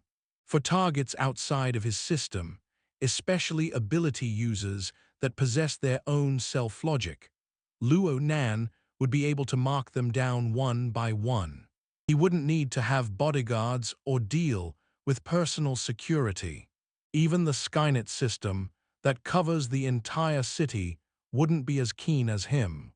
If powerful ability users like the First Oblatum of the Order of Justice or Deputy Secretary General Gong Kai were to come and try to kill him, the instant they step foot into Xia City, Luo Nan would know their exact position and location from hundreds of kilometers away. He would then notify President Aoyang and Her Majesty Empress Wu to intercept. Oh man, he was getting emotional just thinking about it. As for expanding the number of his believers, Luo Nan scratched his head. The electric shuttle just so happened to arrive, and he boarded, still scratching his head. He had a subtle feeling creeping up on him. Luo Nan was convinced that he had never truly regarded himself as a god. He just saw bamboo poles paper and borrowed the relationship between believers and gods to describe the various mysteries of formatting theory. That was all. So he didn't act like those modern-day secret orders. He didn't meticulously mull out doctrines, ceremonies, and so on, nor did he use these methods to expand the number of his believers. Luo Nan had ink and the Wraith Sign as non-human believers. Rui Wen, on the other hand, was a special case. The true number of human believers he possessed was only 3. Bei's Zai Junping and Cat Eyes. Bei's was someone who lived life resolutely. His nature was shaped by the many years he spent in the Order of Justice. He could be said to be a plug-and-play device. He didn't need any time to adjust into becoming Luo Nan's believer. Zai Junping wasn't part of the circle of the inner world. He was ignorant and completely unaware. Luo Nan also deliberately watered down the relationship to a point where he nearly forgetting about it. He just set it aside, waiting for him to pick it up. Cat Eyes, on the other hand, was probably the only one he truly received. She was the only one of his believers who was consciously aware, and the process with her could not be described as smooth at all. Cat Eyes certainly was the one responsible for this matter. But even so, her suicidal actions and the series of developments had left a bad taste in Luo Nan, the beneficiary's, mouth. This was especially true of mental torture. More essential connections were highlighted after the Star Atlas transformation of the format pyramid and the dematerialization of the chains. Luo Nan inspected his believers one by one, and he discovered that Cat Eyes was extremely dispirited. Her mental state was worrying. This was absolutely not a state that Luo Nan wished to see. Luo Nan ran his fingers through his hair as he sat in the last row of the electric shuttle. In his moment of pondering, his mind unconsciously shifted through the living starry sky to look at Cat Eyes once more. It was early afternoon. Normal people were working or studying. Ability users were cultivating or completing missions. Now what about Cat Eyes?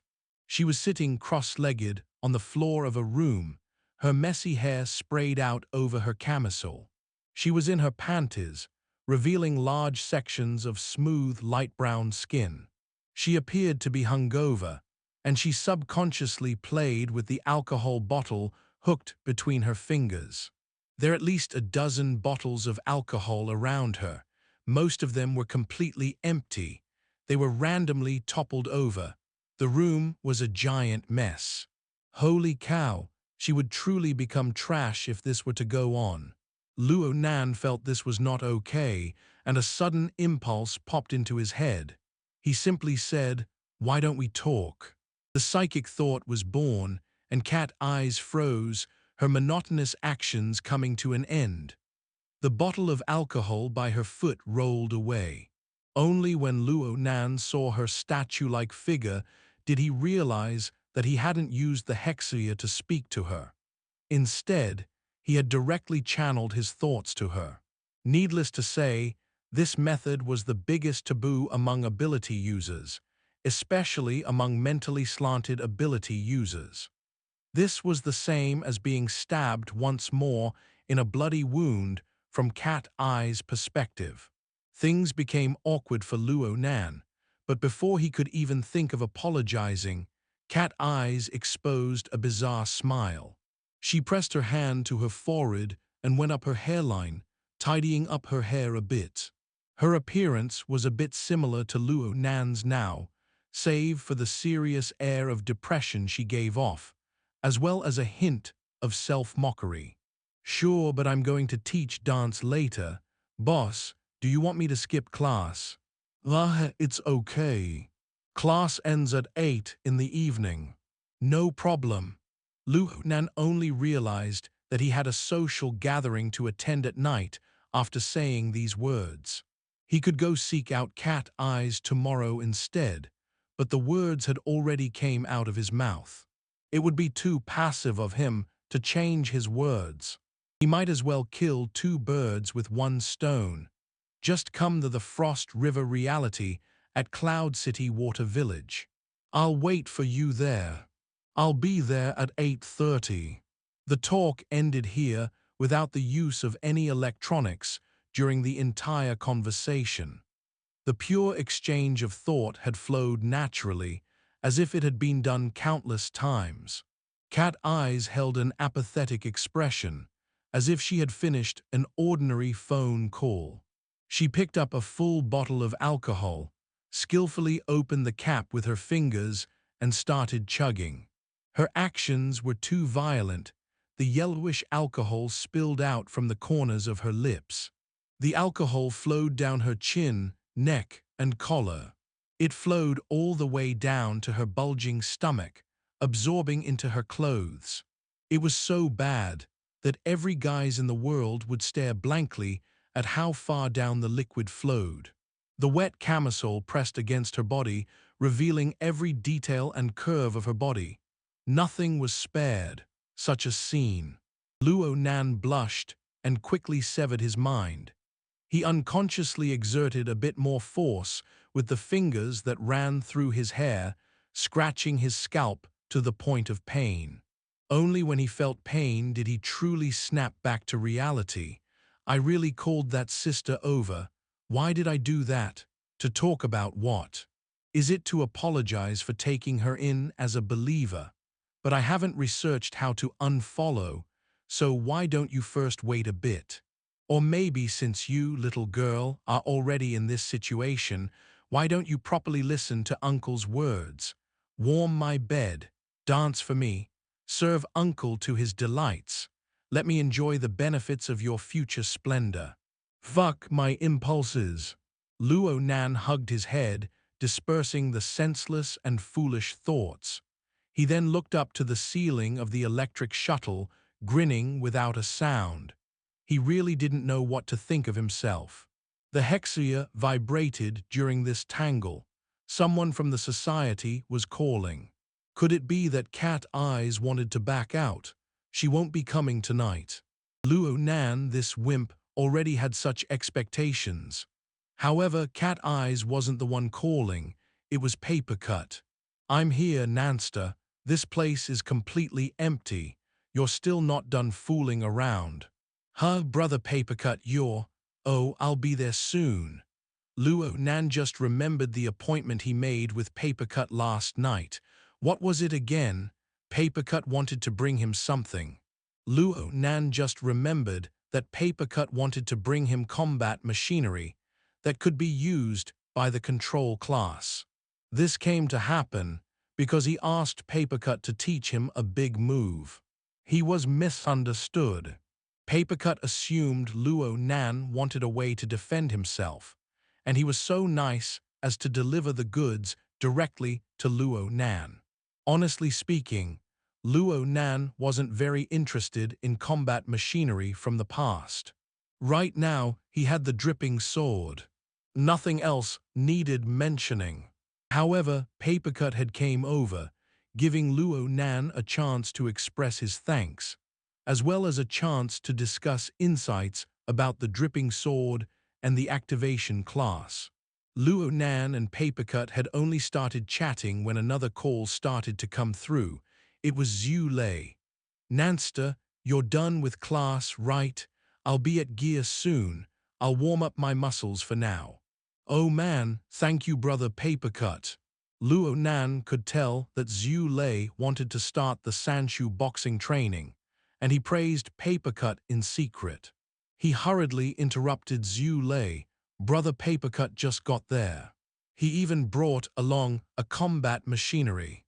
Apparently, it's very interesting. Let's check it out and try out its power together." Xue Lei was a bit stunned by this. Brother Papercut is teaching you something new.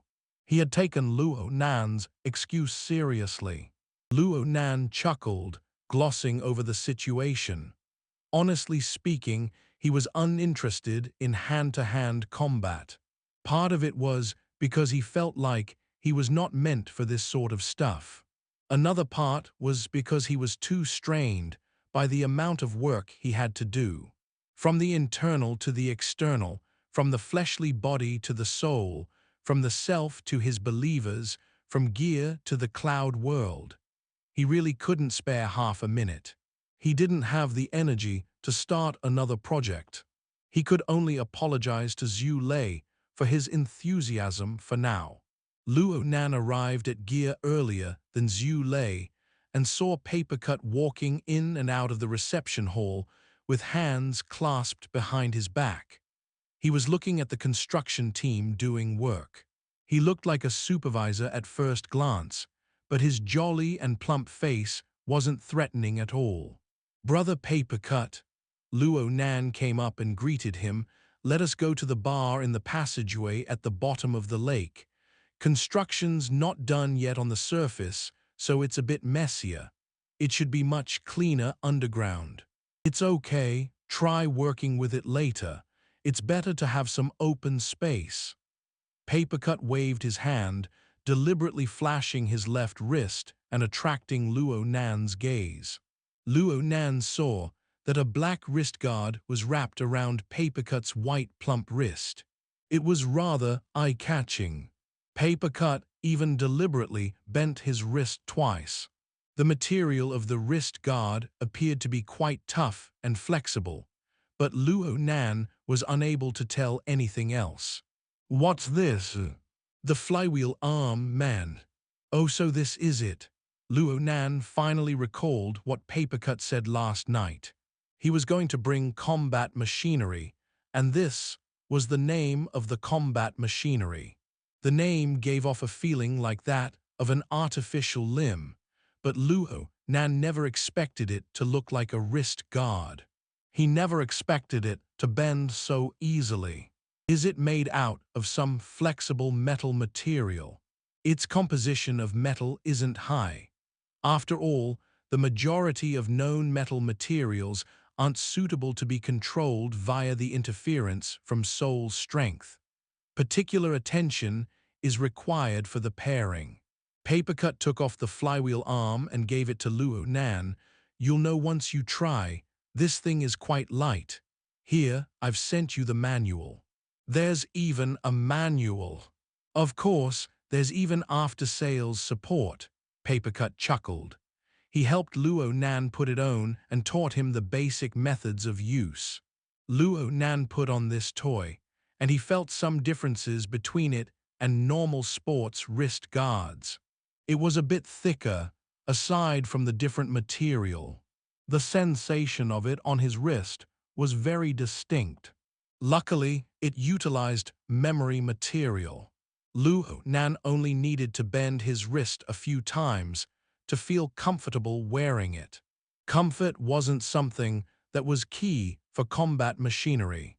Even Papercut said, "Though it is very light, it is very easy to use. You don't even need a teacher. You'll know what to do with a glance.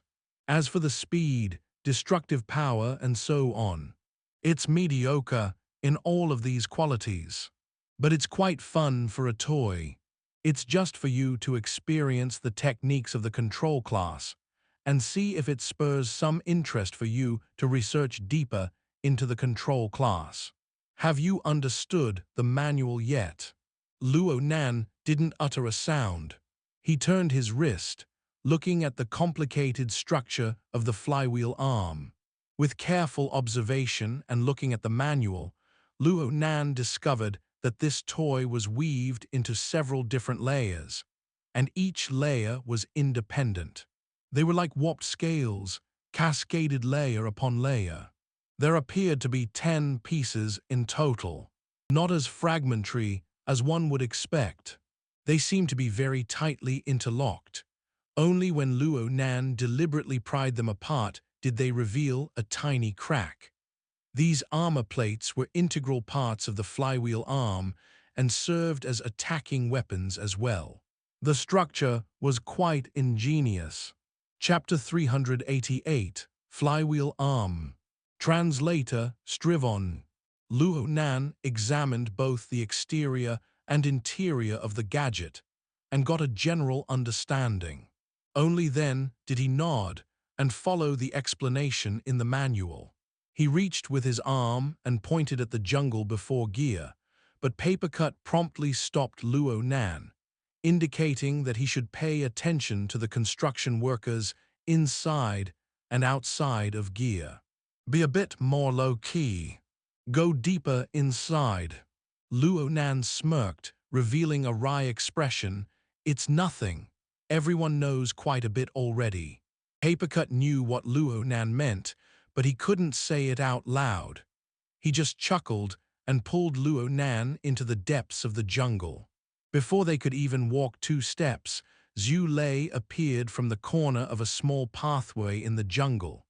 He saw the two pulling each other and was a bit stupefied. Where are you guys going? Yo, Lister, you're here, laughed Papercut in greeting. Papercut and Xue Lei were quite familiar with each other. Brother Papercut, Xue Lei returned a greeting. In the end, he finally figured it out. You've come for lessons. Luo Nan, who was in the middle, started sweating a bit when he heard Xue Lei's words. Luckily, Papercut's response was quite vague as well. I've come to check the goods. Let's check it out together. What goods? Xue Lei wasn't quite on the same page. Luo Nan's gaze was sharp. He could tell that these goods were of sinister design with a single glance. Xue Lei wanted to seize him to do Sanchu training together. There were even training cloths in his hands. How could he let Xue Lei prevail? Luo Nan immediately made up his mind. Today, he would rely on Brother Papercut for protection. He would certainly hug this thick leg even in death. He would have Xue Lei feel awkward enough to not be too forceful. The thoughts flashed in his mind, and Luo Nan used trying out the control class as an excuse. He pulled Xue Lei into the jungle, then turned his head and said, Brother Papercut, everyone's here today. If you're free tonight, let's all go together. Papercut went, ha, expressing his surprise. He knew Luo Nan's nature quite well. Luo Nan was quite pure, but how could he understand the ways of the world? He had taught Luo Nan lessons for over a dozen days in the past, but he had never seen this kind of treatment then. In general, fatties knew themselves quite well. Papercut asked, where did this idea come from? You're not just inviting me, right? Who else is there? Luo Nan knew that his invitation was given too abruptly, and he didn't dare let Papercut have much time to think. He just laughed, giving better reasons and bargaining chips. Just come, let's have fun together. I invited Lister, yes, and also Cat Eyes. Endlessly new tones of voice were heard from Papercut throughout this day. There was no other way to express his confused thoughts. He just barely tidied up the overall context and couldn't refrain from being skeptical. Who did you just say? Cat Eyes. Cat Eyes. Xue Lei was stupefied as well. Could it be that Luo Nan's get-together was not the same as the one he mentioned today at noon? Luo Nan gaped, wishing that he had a smooth mouth. Today was a typical case of not thinking over the details and wanting to be lazy, but instead, he had piled all his troubles atop each other. Hey, don't rush to conclusions. Luo Nan was suddenly blessed with inspiration. He blinked his eyes. There was an excuse he could use, and he didn't need to fake it. He swallowed and began speaking the heavenly fallen masterpiece. Isn't this because she changed her specialty? Papercut believed to have understood upon seeing Luo Nan's subtly embarrassed expression. He nodded and laughed. You really think that Cat Eyes gave up pursuing all-encompassing perception because of you? Who told you? This one, Luo Nan turned his gaze. It was me. Xue Lei half raised his arm, confessing obediently. His source of information was the gossip circulating on the psychic wave network, which possessed a lot of inferences in nature. He couldn't avoid feeling a bit embarrassed right now. Papercut looked at these two 16, 17-year-old teenagers and felt that the matter of education was a long road. He felt a great sense of responsibility, and he explained patiently, this isn't called changing one's specialty. It is just focusing on choosing a more appropriate route of development. In the past, people looked forward to Cat Eyes' long-range perception the most. Okay. You don't need to be embarrassed because of this, but you also can't blindly gossip about it. After all, spreading these rumors is the same as spitting on one's reputation. One bad move, and both sides will be slandered. Luo Nan and Xue Lei obediently listened to the lecture with lowered heads. Papercut thought about the get-together tonight and didn't know whether to laugh or cry. Cat Eyes actually agreed. She doesn't feel awkward at all. She really doesn't feel awkward. She's depressed. Luo Nan was discovering more and more that inviting Papercut to be an overseer was quite a decent choice.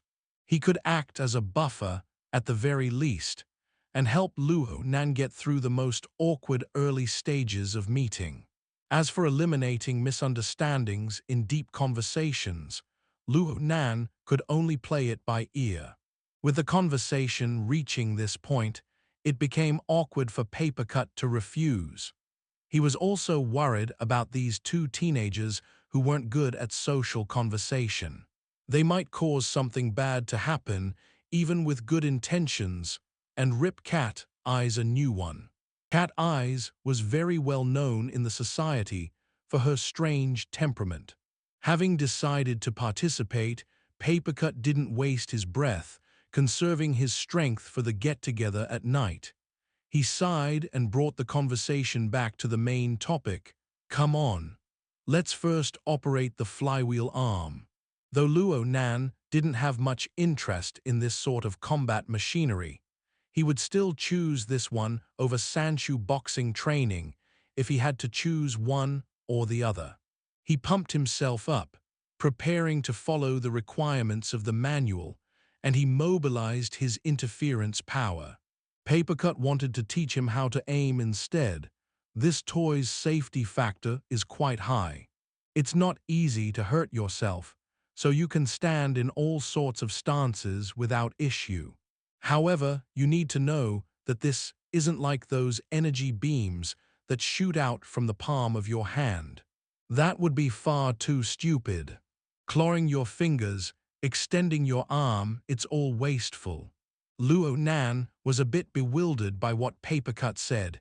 Then, what sort of stance should I use? There are many. This most effective technique is the throw.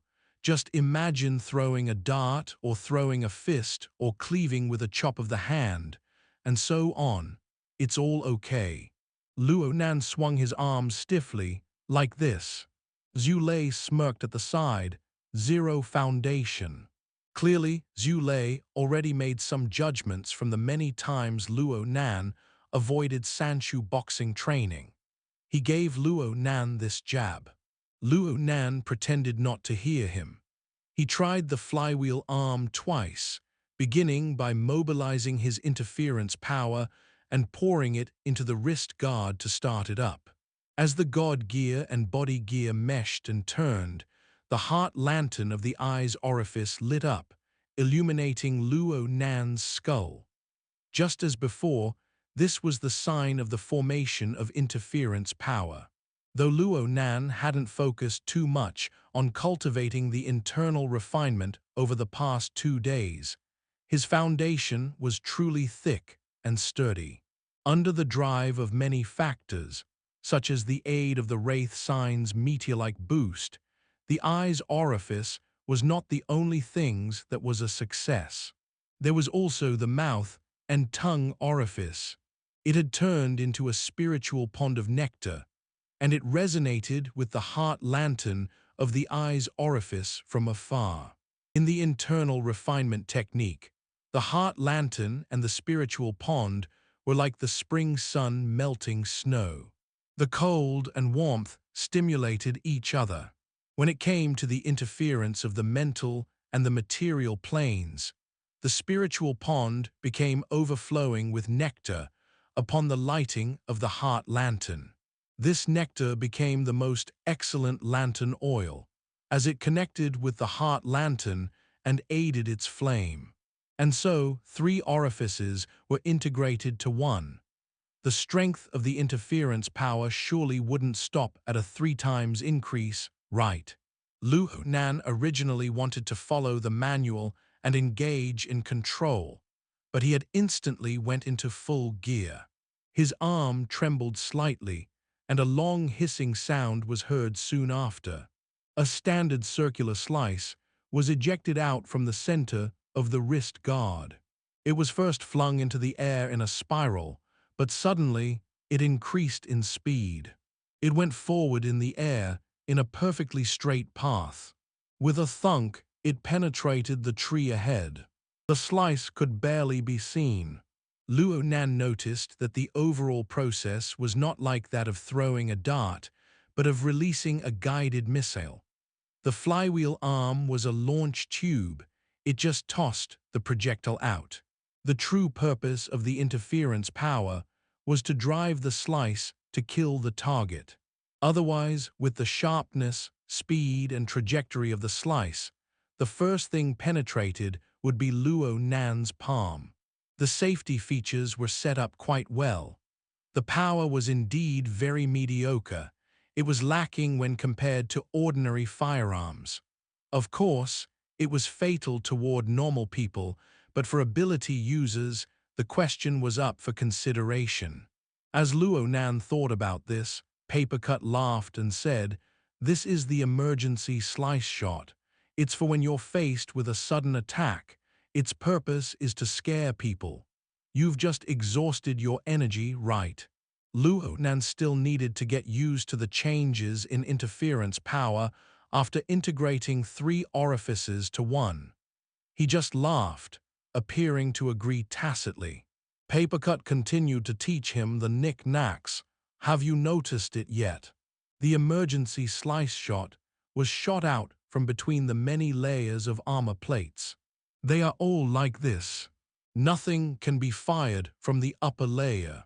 This is because the active force between the layers is utilized. There is ample friction for fire. Can you feel it? That this is the mechanism." Luo Nan still didn't talk. He had his mind sink into the inner layers of the flywheel arm.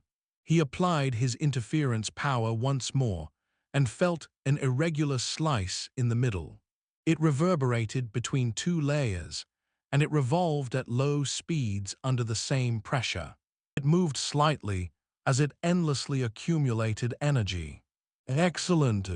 You're ready and waiting for action, like pulling a bow without shooting, increasing the power layer by layer. Nanster, you sure are gifted in the control class." Papercut let out a sigh of admiration, then he let out yet another subconscious sigh. Could there be another up-and-coming change of specialties from the activation class before his eyes? Luo Nan followed Papercut's explanation and controlled the slices that were becoming all the more lively within the wrist guard. The inner layer of the wrist guard that stuck to the skin increased in temperature. but there weren't any clear changes in temperature with the outer layer. The shielding effect was first class. Xue Lei's senses were quite sharp. At the side, he was able to perceive a few subtleties, and he gathered closer in curiosity. He even reached out to touch with his hand, but Papercut swatted his hand away. What if Luo Nan can't control it, and it explodes? Luo Nan rolled his eyes. I feel like I can still hold it. Then continue. This toy will certainly be more powerful the more it accumulates energy. This was true. Luo Nan was able to feel the slice accumulate physical energy, as well as rely on its overall structure. It relied on a special material to endlessly absorb interference power. Clearly, this was where the uniqueness of this single structure lay. The technology that the flywheel arm possessed was much higher than what appeared on the surface. Papercut spoke faster, introducing Luo Nan to the firing mode. There's a computer chip built into the flywheel arm if you want to attack with it. It can link up with smart devices, and you can preset the flight path beforehand. You can also choose from special shapes for the slice and calculate obstacles, air resistance, and so on.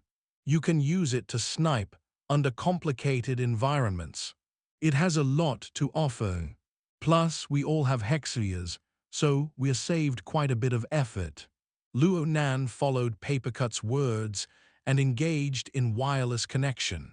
Sure enough, an exquisite interface popped up on his retina. Numbers that changed in real time in accordance to the immediate environment appeared before him. Through the hexavia, all operations could be controlled telepathically. Luo Nan randomly chose a target, and the interface used dotted lines to represent the available paths and so on. At the same time, the interface also indicated the percentage of accumulated energy for the most optimal effect. Wasn't this like playing a video game? Luo Nan didn't have any specific feelings, good or bad, toward this stupid method of operation. He was a rookie. The more complete the aiding functions, the better for him, but a true master would certainly dislike these programmed settings. Before the thought could finish, Papercut already added, "There's more. If you feel super kick-ass, then you can choose mental control. It tests how long someone can maintain continuous operation. Really kick-ass people can have a dozen slices orbit around their body, like controlling a dozen flying swords. Close combat, long-range attacks. You become someone unkillable, a terrifying foe. So this is the true way to use it." Luo Nan shook his arm slightly. The flywheel arm was used by the control class, so microcontrol should be of big importance. Papercut spread open his hands. That's what it's described as, but it's different in practice. Just look. To maintain the structural function, the shape of every composite slice is different, so the flight trajectory is different as well. Plus, there are all sorts of joining combinations. If you don't use a smart device to perform calculations, a typical person wouldn't be able to keep it together. Perhaps those on the architect, extraordinary level could do it, but what's the point on counting on this thing when you reach that level? That's true. Luo Nan raised his hand, firing it in smart mode. The irregular slice was dark in color but sharp, instantly opening a path through the jungle barrier. The thick branch, Luo Nan's target, was sliced away, and the slice soared into the air before turning around. The slice buzzed as it spun, sounding like a miniature chainsaw. Branches broke wherever it passed, demonstrating a rather terrifying might. Luo Nan had unleashed a boomerang weapon. The irregular slice came back in a loop, its speed gradually decreasing. It fell back to Luo Nan's wrist like a tired bird returning to its nest. It joined together, with the wrist guard, as Luo Nan continued to infuse his interference power within. Papercut smacked his chin. All right, this marks the beginning. Your operation of the flywheel arm is too rigid. Whether it's in smart mode and free mode, you can switch the modes in the middle of a mode. You can change the direction, increase the power ... in real combat. You choose to use the smart control mode and install a flight path. You can suddenly switch to mental control mode. Save your worries and energy. The adaptability and flexibility is quite sufficient, but there will still be surprises. That's true. Luo Nan continued to practice within the jungle. He didn't forget to let Xue Lei have a taste in the middle.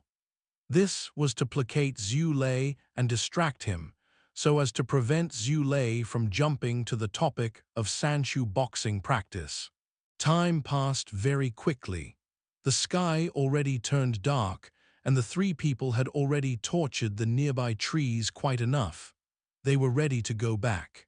Luo Nan's wristband vibrated at this time. Tian Si was calling. Her tone was a bit tense. "Junior Nan, I'm really sorry. There's a little matter I need to handle with my school society. Tian Kai is doing some experiments, so it will probably be a bit late before we can go." "Gotcha, senior sister Tian." Luo Nan didn't want to give Tian Si stress. He was still counting on this senior sister to hold down that worthless Mo Peng. Next to Luo Nan, Papercut was baffled. Who is that? Is she also going to the get-together? Luo Nan spoke in passing. She's one of my senior sisters. There's also going to be her little brother. They're coming with us tonight. People from outside of the circle. Papercut was shocked. Luo Nan became diffident from Papercut's reaction. He could only avoid the important facts and dwell on the trivial ones. It's Tian Si, the one who became a hostage at Ocean Sky Cloud City. You've met her before, right? He knew he couldn't continue hiding it after seeing Papercut's expression. He could only add, there are also two relatives of my family and maybe their friends. It is supposed to be a get-together at Frost River Reality. I'll just say hi to them in person, and later we can talk about our stuff. You. Papercut really didn't know whether to laugh or cry. He just reached out and tapped him. He opened his mouth, not to vent but to say, you have much to learn. It appears that there are quite a few people attending. Have you reserved a private room? Private room? Luo Nan went into a state of shock. I knew it. Papercut sucked in cold air between his teeth. Luo Nan had really sunk way too far into his homebody nature. Chapter 389, Discussing Talent. Translator, Strivon. You've invited many people, all who are close to you. Of course, you need to reserve a private room. And you have to keep in mind that the two circles don't really fit well together. You can reserve 2 rooms. You can just run between the two. Papercut was basically holding his hand throughout the entire dinner. He was an instructor for elementary courses, but he never thought that he would be responsible for teaching the most basic of social knowledge. Luo Nan couldn't help being embarrassed. After all, he hadn't been concerned about tonight's event at Frost River Reality at all. He had felt that they were just going to a gaming center, and that bringing people along was fine. How was he supposed to know that there would be so many details to take care of when being the host? It was true now that he thought about it. A special room had been reserved for the meet-up with Mo Peng and Tian Si. I will reserve one immediately. Luo Nan was a bit flustered as he rushed to contact Frost River Reality. Normally, their business was so good that he wouldn't even have half a chance, but his luck was good. Someone just so happened to cancel, and he also had special privileges given to him as compensation for being a victim at the Frost River Reality incident. This allowed him to seize a medium-sized room. However, the idea of booking 2 rooms was something impossible to achieve. If we can't split, then we can't. This fatty doesn't look old. With my appearance, it should be enough for me to pretend to be young. Papercut gave himself a few words of comfort before sighing, "Let's go then." "Let's go wait first. I'll teach you a trick. Since you're the inviter, the minimum courtesy you have to extend is to be earlier than the guests." The new flagship store of Frost River Reality still maintained its usual high-end image. Its venue was located above Aurora Cloud City. This was the 6th building in the Cloud City Water Village complex. This was the 6th step in the stair-like complex form. Aside from the main building, it was the highest building. Monday wasn't the liveliest time of the week. Luo Nan's party arrived late in the day, but they made it there before the evening peak caused from all the office workers getting off work. Though this Frost River Reality hadn't been open for long, it still managed to attract quite a number of players. A tide of students came from the surrounding large activity area, becoming the main consumers for this time period. The main theme of the flagship store of Frost River Reality this week was the wasteland, under technological reality, which could be easily mistaken for the real thing.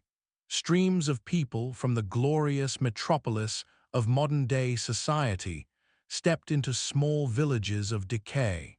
The feeling was quite bad. Frost River Reality was adorned with reality technology. It was like a hungry beast swallowing in streams of people in large bites, and practically no one was spat back out. Their business is really exploding. Papercut clicked his tongue in astonishment. Luo Nan and the others had yet to enter. They sat in a beverage shop that was standard to every Frost River Reality, the Frozen Star. They ordered 3 drinks as they waited for Mo Han and Mo Peng to come. The Frozen Star was also decorated in Frost River Reality's wasteland theme. It was covered in this theme. All the cups were exchanged for dilapidated wooden and metal products. The furniture was changed as well. Sitting here was like sitting in some vagrant tavern in the wilderness, if one were to ignore the clothes that people wore.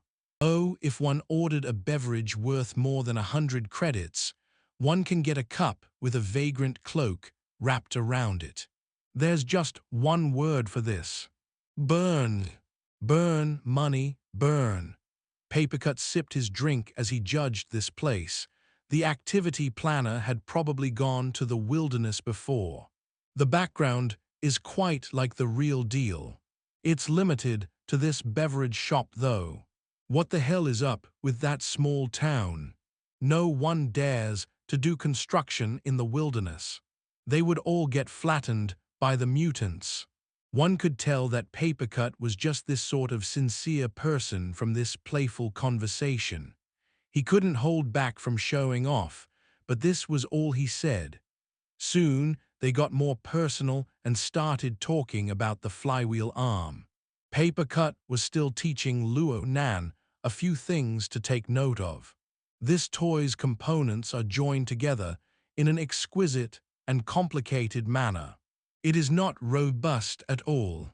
Think back to that emergency slice shot. Wasn't it strenuous to dig it out from the tree trunk? In a typical medium-high intensity fight, the ability to recycle components isn't high. As a conventional weapon, it possesses considerable logistics pressure. Luo Nan wasn't ready to use the flywheel arm as a conventional weapon. He just used it to practice control over his interference power after merging 3 orifices into one. It was better for him to increase his number of contingency methods. In any case, logistics was quite a realistic issue. Right, didn't Papercut say that there was after-sales support? Luo Nan asked about this, and Papercut laughed heartily. I was waiting for you to ask that. Of course there is after-sales support. You even know him. It's old Zhai man. Luo Nan was shocked. This is worker Zhai's work. Papercut shook his head. He wasn't the chief creator, but he created one of the auxiliary designs. He was also in charge of the components in the beginning. He looked all around him and whispered, "Actually, the flywheel arm was a joint project between the society and the government. Its main purpose was to research materials that could be easily interfered with, as well as the matching and structural design. Unfortunately, the project was scrapped halfway. Most of the research was unpublished. The flywheel arm was the only concrete result, but it's quite lacking in power. It's impossible for follow-up research to occur. You all know that old Zhai is very enthusiastic about this sort of thing. And this is the first time he participated in research with the society. He can't give it up. He took the opportunity created from the scrapping of this project and bought the intellectual property rights to this toy with his own money. He even changed it to be handmade. Unfortunately, he has yet to be successful. Right now, he is only maintaining after-sales support. He has put quite a bit of money into it." Luo Nan shook his head. "It's far too hard if it's just worker Zhai doing it all by himself." Papercut shrugged. "So this counts as me marketing the item for him. If the goods are free, then the after-sales support is no-go." "That's for sure," Luo Nan answered decisively. Papercut spoke emotionally. "Old Zhai is certainly on the expert level when it comes to mechanical design, but his ability and talent is mediocre. He didn't have the strength to support it. It really is impossible for others to believe that he could successfully build an ability, use a weapon. He also lost his drive in the past 2 years, but something changed the last time you visited him. I don't know what happened, but you gave him motivation. He has been very excited these days." It's good to be excited, but Luo Nan didn't forget that Gym Master Xiu's Dynamo Core was still in Worker Zhai's possession. Worker Zhai was doing deep research on it. Naturally, making progress was the best thing that could happen. Xue Lei had an understanding of Worker Zhai, just not as deep as Luo Nan. An image came to mind, and he faced Luo Nan and whispered, "Is it that Worker Zhai doesn't have enough soul strength?" Luo Nan laughed when he heard Xue Lei's words. These were typical amateur words. "All right, let's say I'm assessing your strength. If I say you have a certain amount of pounds for your punching force, then you have a certain amount of strength. Understand?" A light bulb instantly went off in Xue Lei's head. Understood. The measurement of soul strength must be done comprehensively. The society has an all-around measurement standard. There were 4 basic measures: depth, intensity, sensitivity, and affinity. But it was quite lacking to say that these were precise quantifications. Therefore, it was hard for Luo Nan to say what was the crucial element in inhibiting the growth of Worker Zhai's strength. Soul's strength was too mysterious and complex, after all. Papercut gulped down his drink, ice cubes and all. "Talent, talent, talent. I can state its importance 300 times, and it wouldn't be enough. This is especially true in our field. If you start off as a blank slate, and you're unable to reach a certain level, then you won't be able to reach it for a lifetime. Though old Zhai has some skills, he's just lacking that little bit. He won't be able to make it in his life. As long as he can't, then the many tempering methods to increase one's power become completely meaningless." Luo Nan and Xue Lei glanced at each other. They both couldn't quite accept it. Xue Lei felt that, on one hand, Some of his own skills were thanks to having the guidance of a famous teacher. On another hand, his skills were the product of his hard work and training. Talent wasn't the decisive factor. Luo Nan thought to his grandfather's formatting theory. If he had talent, the talent's foundation was his grandfather's theory. He had used drugs to build and shape every step along the way. Papercut was probably able to guess what these two teenagers were thinking, but he didn't care. Of the 60,000 ability users in the world, nearly 90% lacked the aptitude. It was impossible for them to truly awaken. They could only be whittled away in torment, under a state of being neither high enough nor low enough. Seeing the light yet having one's hopes obliterated was truly one of the most painful experiences in the world. Without long and vast experience, the two little fellows were incapable of truly understanding this community. This had to be learned through experience. The two sides locked gazes. The energetic youngsters and the negative uncle communicated without words, and the crackling of static noise rang through the air. A gap to talk just so happened to appear. Xue Lei couldn't hold back from asking, how is it possible for there to be zero tempering methods to increase one's power? The gym master once said, all people possess the three treasures of essence, energy, and spirit. Essence overflows and energy flourishes. Energy flourishes as spirit is ample. They're linked down like this. If there isn't enough soul strength, then it's impossible to strengthen and exercise the body. Papercut laughed.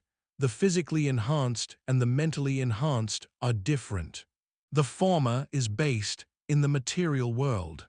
As long as one cultivates in the right way, they can build layer by layer and temper inside and out.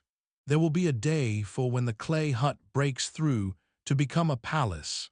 But the mental plane is illusory and drifting. The birth of an ability often forms out of nothing. There's no flesh involved, and it can't be increased through large volume of exercise. The main thing still lies in the fact that the differences in nature between the material world and the mental plane are far too large. It is impossible to find a connecting point. Even if one can find it, every situation is different, like a chicken speaking with a duck. Luo Nan was actually quite thoughtful. So you're saying that interference power is very important. Papercut put down his empty cup. That's right. Interference power is extremely important. President Aoyang once said that the modern theory of supernatural powers isn't complete.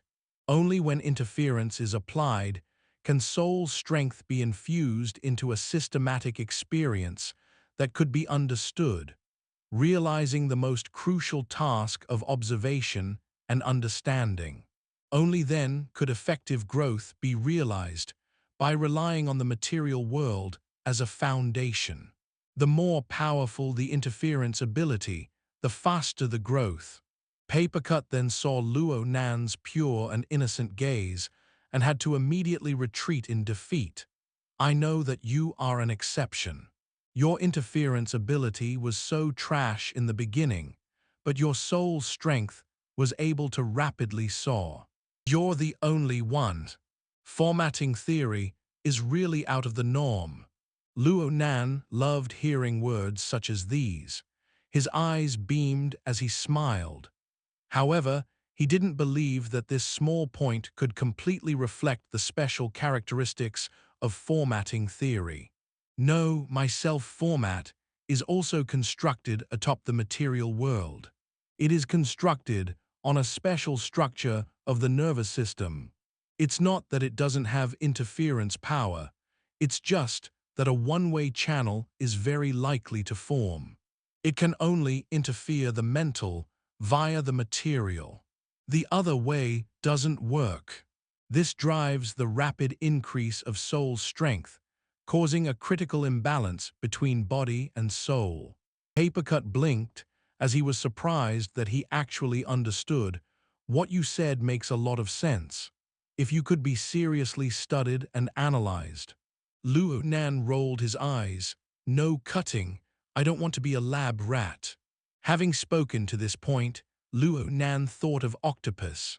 Octopus borrowed Luo Nan's grandfather's notes and formulas and had already made some progress. Hopefully, Octopus could produce some brilliant results.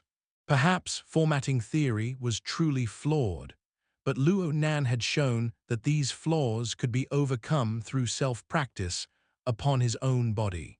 With aid from Gym Master Xiu's guidance, as well as comprehending coupling theory, Luo Nan was able to turn this one-way street to a two-way street that ran in parallel without hindering each other. Such an experience could be completely integrated into formatting theory, making it more convincing of its validity and possibly become a hot topic within the inner world, and perhaps even the entire world. The momentum was excellent right now. Luo Nan laughed involuntarily. Hello, penny for your thoughts. Xue Lei saw Luo Nan laugh foolishly for some strange reason after talking about lab rats. He was a bit worried about problems occurring with Luo Nan's mental circuits. Only now did Luo Nan realize that he had forgotten his manners. He waved his hand quickly and said, "It's nothing. I just feel that President Aoyang's description is quite perfect. Last time at Frost River Reality, I'm talking about the one in the city center, Fairchild had said similar words, like observation is order and so on. But he didn't mention the words system of experience. This premise of President Aoyang's is quite an excellent one. From Luo Nan's understanding, the so-called system of experience should be the resulting set of observations and understandings from the deduction and development of practice and validation. Those ability users who found it hard to become awakened lived their entire lives in the material world. Though they have a bit of talent in supernatural powers, it was insufficient when compared to the experiences of everyday life.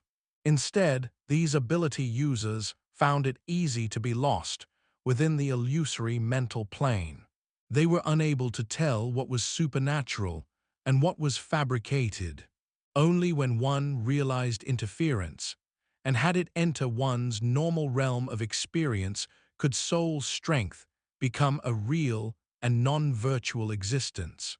Only in this way could one discard the chaotic barriers to awareness and have one's innate potential transform bit by bit into supernatural powers. Therefore, it was so very important to possess a stable, effective, and long-lasting interference method. A light bulb suddenly flashed in Luo Nan's head as an idea suddenly popped out. A little deduction gave off a complex feeling. Luo Nan might as well try his idea in practice. With a stir of a thought, a precise structure was engraved on the border between the mental and material planes. The condensation ring. This was a cold beverage shop. Water vapor was most abundant here. In the blink of an eye, a water bead coalesced out of thin air. It floated in the air above the table in the middle of the three people. Whether it was Xue Lei or Papercut, everyone around them was sharp. They immediately sensed the water bead and locked their gazes upon it. Papercut was quite shocked. The dripping sword. My good man, you're this good at it already. Luo Nan gave a wave of his hand and said, let's first not talk about the dripping sword and focus on the condensation ring. So I believe that this little thing may be more suitable for worker Zhai. It doesn't require that much interference power to form this thing, and worker Zhai possesses an amplification device as well. Even if some of the precision is lost, worker Zhai's level should be able to make up for it. Once one is successfully produced, he would have a fulcrum forever and ever. Luo Nan spoke everything in a single breath, following his own train of thought. Then he saw Papercut with a blank expression of "not this again." Clearly, Luo Nan had said these words in vain. Luo Nan also felt that he didn't describe things clearly. He prepared to clarify, "I'm saying that." "Nanster, where are you? We're here." Mo Peng communicated perfectly, his voice cutting into the space and hanging in the air. He was at the entrance to the cold beverage shop, and he was taking the lead. He led a grand squad of people inside. Luo Nan subconsciously counted, 1, 2, 3, 7, 8, 9. 9 people. The cold beverage shop was densely packed with people coming and going. It had also been decorated in accordance with the reality theme, creating the atmosphere of a dark pub. The shop space became quite crowded with the sudden burst of people coming in. Luo Nan was confused. Why the hell are there so many people? Chapter 390, Reserved Room. Translator, Strivon. Luo Nan didn't even need to mention it. Even Papercut, who was the teacher of etiquette as well as a professional in saving the day, was a bit dizzy when he saw this group of kids come barging in. He said, "This many people." He began to consider whether or not to escape from the front lines when his body suddenly moved. Xue Lei was dragging him. "Brother Papercut, you have to do something. Just look at Nanster's expression. This is why nerds hate meatheads so much." Papercut tried to struggle free to no avail. He could only resign himself to his fate, shake his head, and say, "Then first, let's entertain them. Don't be too serious about it. Hey, it's time to say hello." Actually, Luo Nan understood that he needed to greet Mo Peng with a wave, without needing Papercut's advice. The group of people bustled over, practically clamoring over each other, and the leader, Mo Peng, was super excited. "Don't waste any more time. Let's start now. Go to Frost River Reality. The Wasteland's winter." Luo Nan had mulled over how to greet these people, but he immediately shut his mouth upon hearing Mo Peng's words.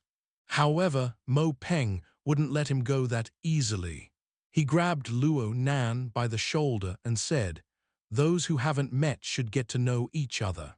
This is my pal and brother Luo Nan. He's one who has turned to the dark side, a traitor of 6th Middle, going to Acumen College instead. He's atoning for his sins today. All expenses incurred are his to bear." Well, this saved Luo Nan from introducing himself. Luo Nan drew in a breath and faced the gazes of nearly 10 pairs of eyes. He actually wasn't nervous at all. He just didn't know how to cover everything. Until now, he had yet to see everyone's face clearly.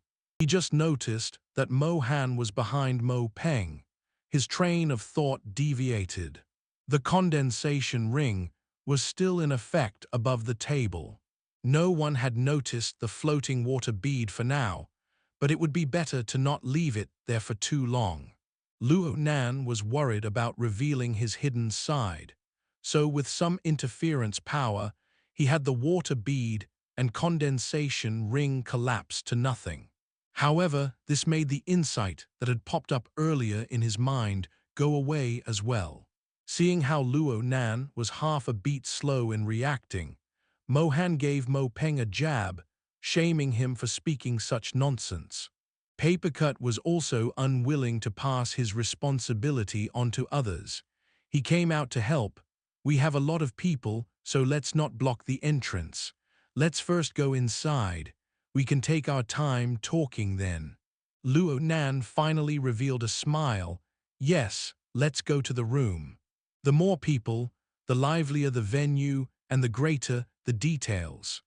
No one cared about the few floors as parties after parties of people battled it out in Frost River Reality. The AR guide, an image of a burly tavern owner, welcomed them. "Come then, adventurers. Change your equipment before you brave danger. Do you have a set equipment room? Luo Nan cried, lucky, in his mind, and thanked Papercut for his reminder. He turned to lock gazes with Papercut and said, Number 156. All right, Mr. Luo. I wish you and your companions a good harvest. Right now there were 12 people in total, 9 from Mo Peng's side and 3 from Luo Nan's side. They followed the guide through the passageway and entered the reserved room. Everyone was a frequent visitor. After pouring through the box, one by one, they stepped into the scanning area for measurements and the synchronization of data. As a girl, Mo Han did things quite carefully. She took the opportunity to pull Luo Nan over and laughed. Let me take this chance to introduce them. A pair, a boy and a girl, just so happened to walk shoulder to shoulder into the scanning area. They weren't that tall, and Mo Han pointed at the rather cute girl with a round face. This is my best friend, Yuan Zihui. That's her partner, Tong Hui. Together they form the Hui combo, or Gray combo.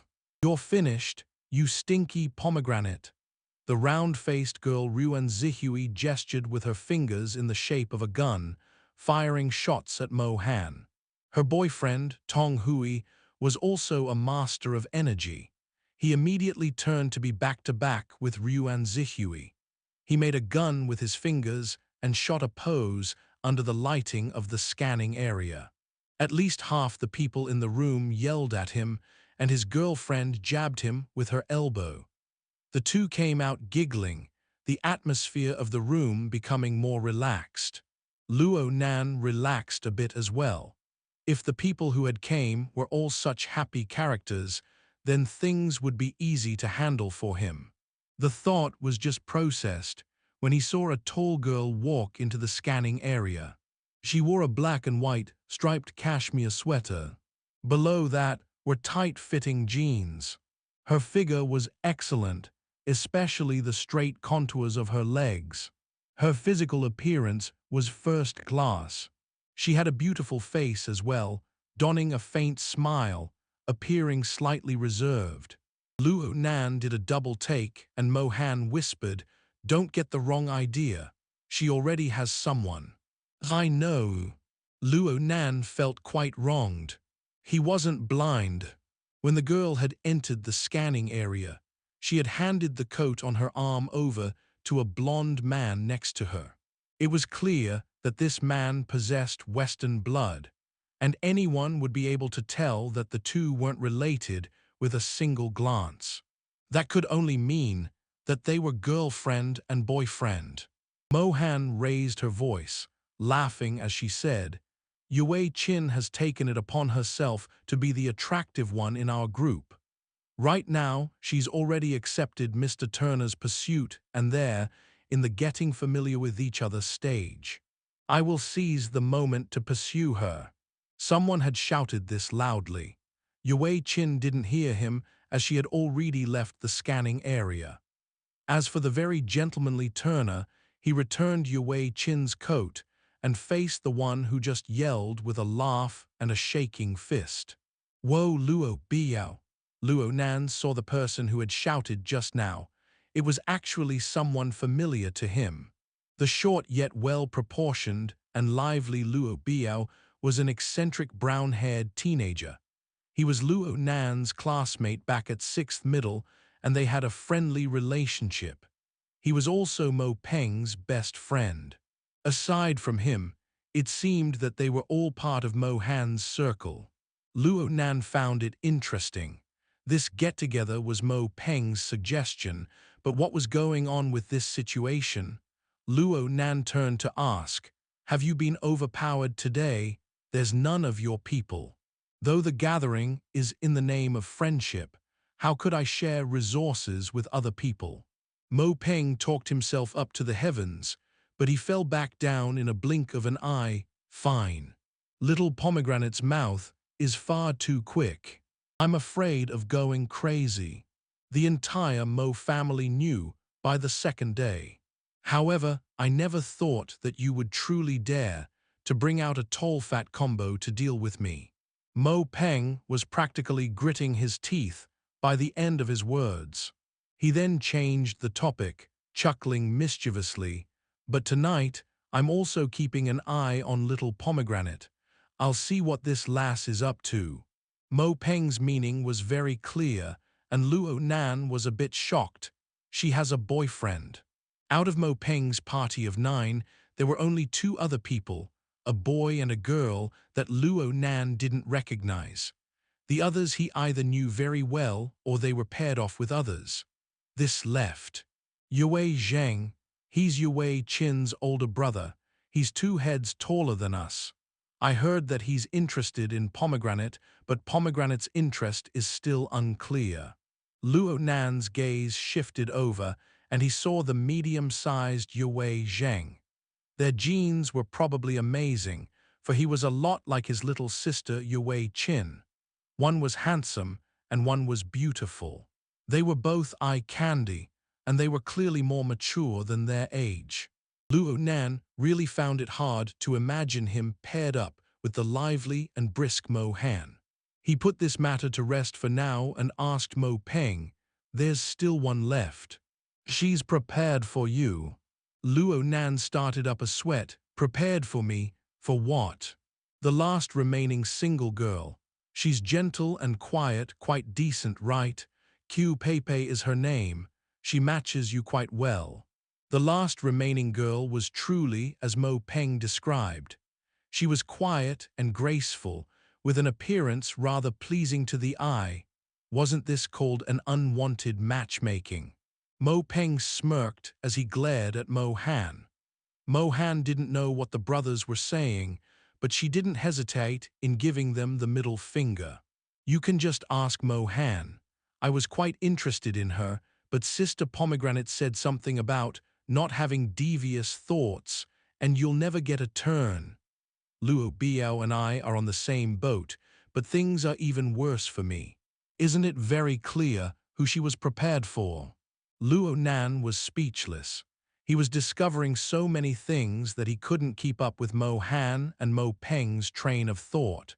He could only retreat in defeat. Then a call just so happened to come through. It was Tian Si. "Senior sister, you're here." "Sorry, Tian Kai and I just got here." "You're just in time, we just entered." "Senior sister, you should come to room 156. Mo Peng's ears perked up when he heard the words "senior sister."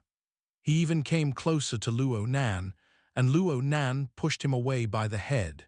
This person was truly thirsty. He forced himself close. "Senior sister." "Nanster, I knew it. You're not that far gone. You don't just have the tall fat combo, you actually have some moves. Then do you know who has the most sensitive ears, and could be considered to be part of the tall fat combo out of everyone in this room?" Luo Nan shot a glance towards Xue Lei and Papercut's direction. Papercut was pinching his rather large stomach. His face was at a loss. After a laugh, Luo Nan felt that something was off. He looked around the room but was unable to pinpoint the problem. Mo Peng asked, "So a few more people are coming. Are they all little sisters, big sisters?" "Two, oh man." Luo Nan finally figured out the problem. A medium-sized room of Frost River reality was actually a standard locker room. Everyone was allocated their own locker, which were arranged in a ring-shaped order. Aside from storing clothes, the most important thing was that the appropriate reality equipment, in accordance to individual scans, was delivered via the Frost River reality system. It was a one-to-one match. There were lockers for 12 people in a medium-sized room. The number was perfect just before Tian Si and her little brother joined. Now there wasn't enough lockers. This was Luo Nan's mistake. He didn't pay attention to the allocations of the medium-sized rooms. Right as he was thinking about how to remedy the situation, a knock came from the door. Someone believed that it was a server, so they shouted, "Come in."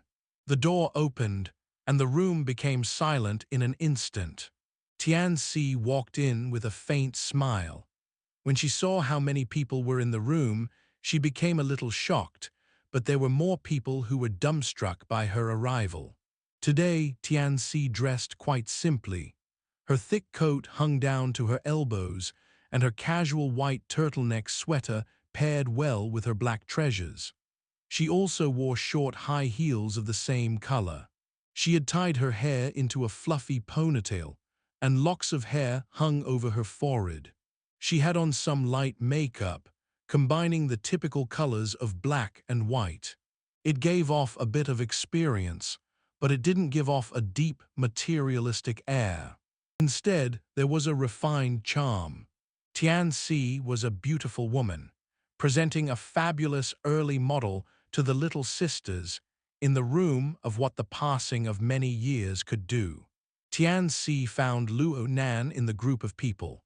She gave him a gentle smile before delivering the perfect tone of surprise.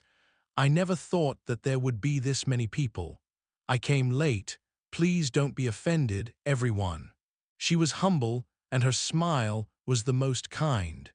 Even if her words were an empty, conventional greeting, it caused everyone to have a good impression of her. Luo Nan, Xue Lei, and Papercut was all decently familiar with her, but the other guys in the room all had their eyes light up.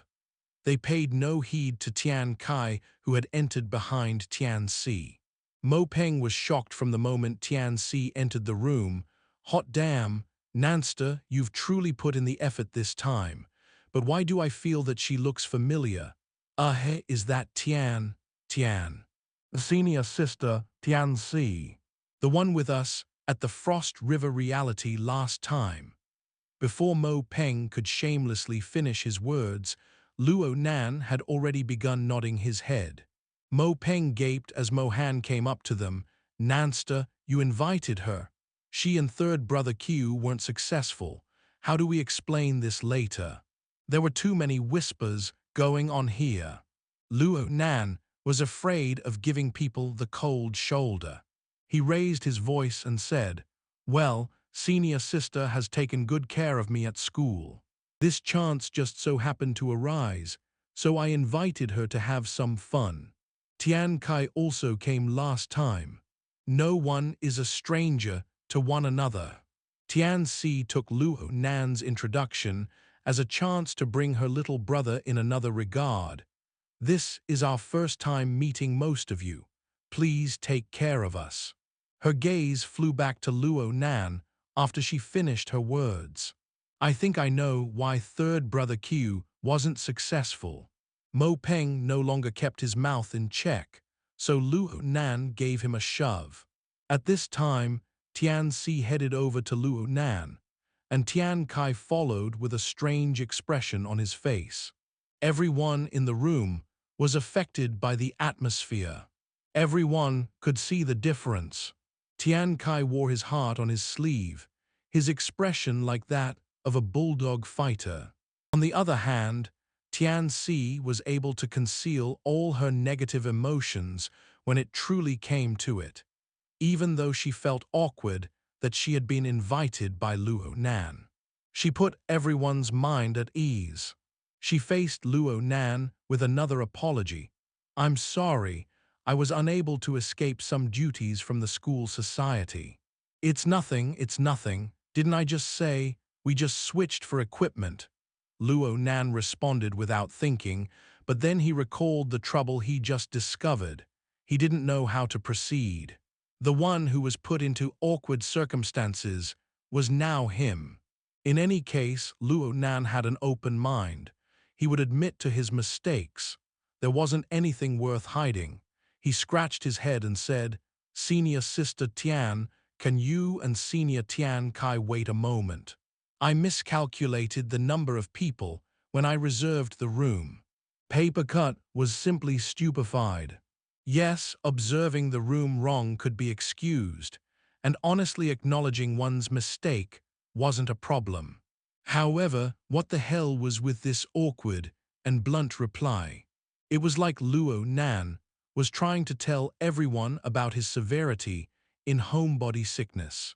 He pressed the call service button on the wall before nimbly rushing over with his plump body. He gave Luo Nan a jab and interrupted Luo Nan's words. "Nanster, you're with me. Xue Lei, you're with him. Mo Peng. We can share lockers and make space for two. As for the equipment, I've already called the manual server. We can get scanned directly. It will be fast." Tian Si had met Papercut before at Ocean Sky Cloud City, plus his build was quite recognizable. She knew that Papercut was Luo Nan's friend, and was highly likely to be someone with supernatural powers. Naturally, she wouldn't neglect him.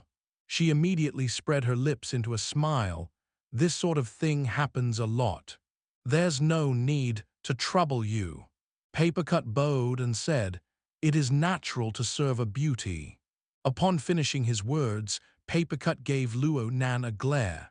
The meaning was, "Kid, learn a little, okay?" It was just as Papercut said, there were always people willing to serve a beauty.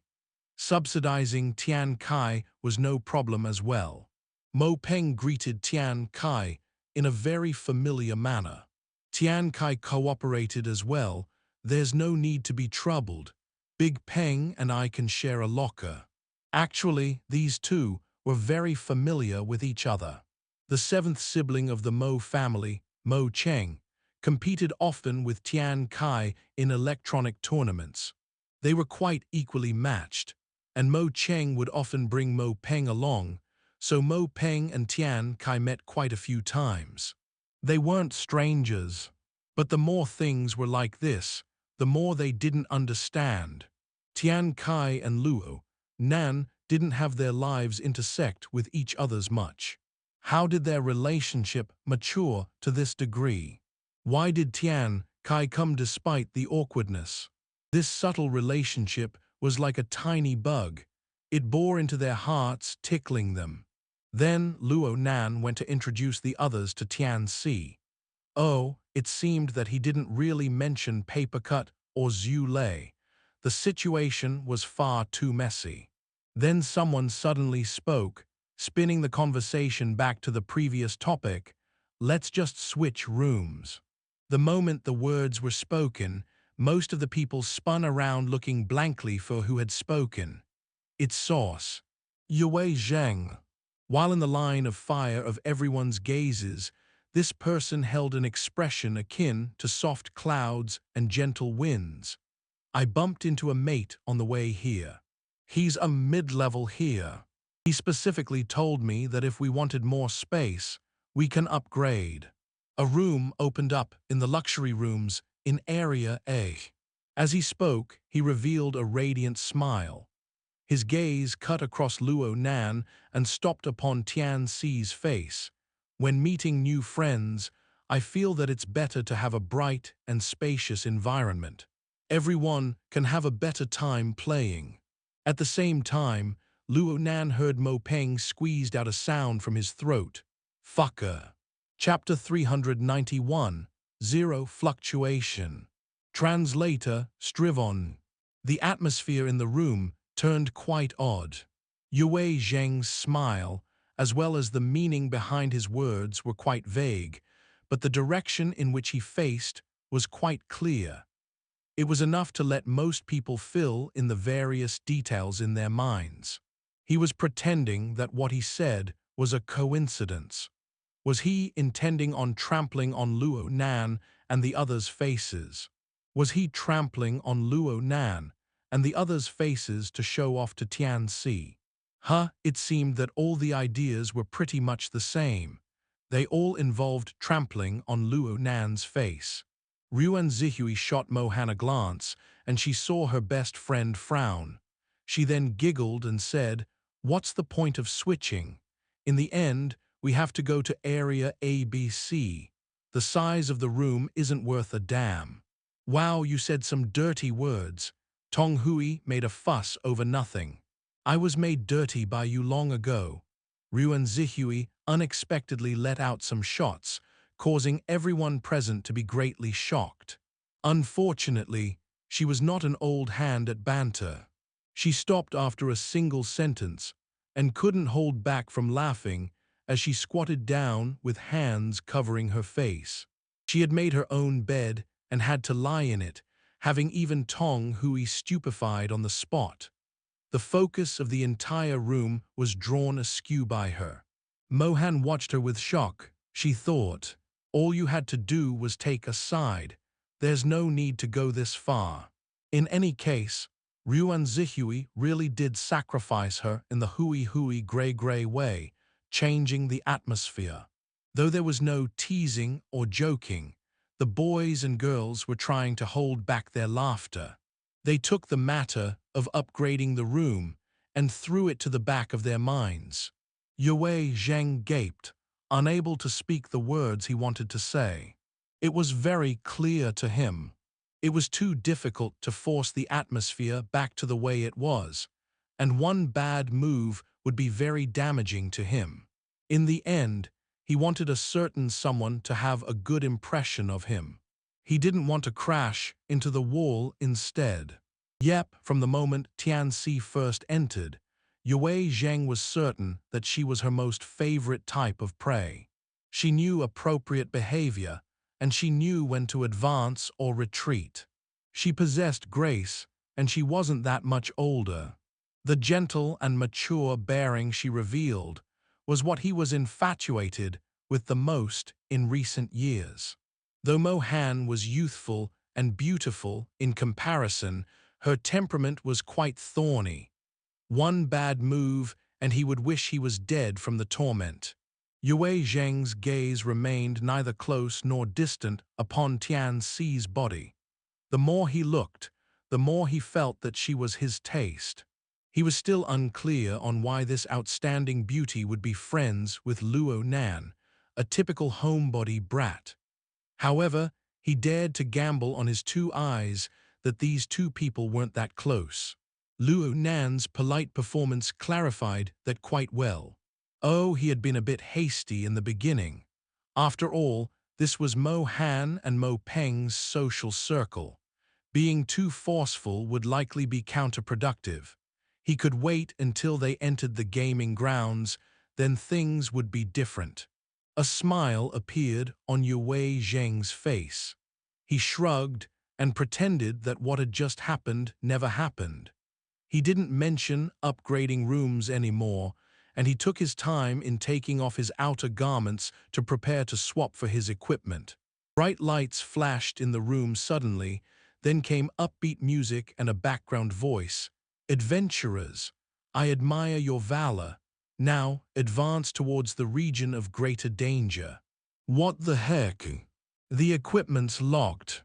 We're upgrading rooms. Yue Zheng, what the hell did you do?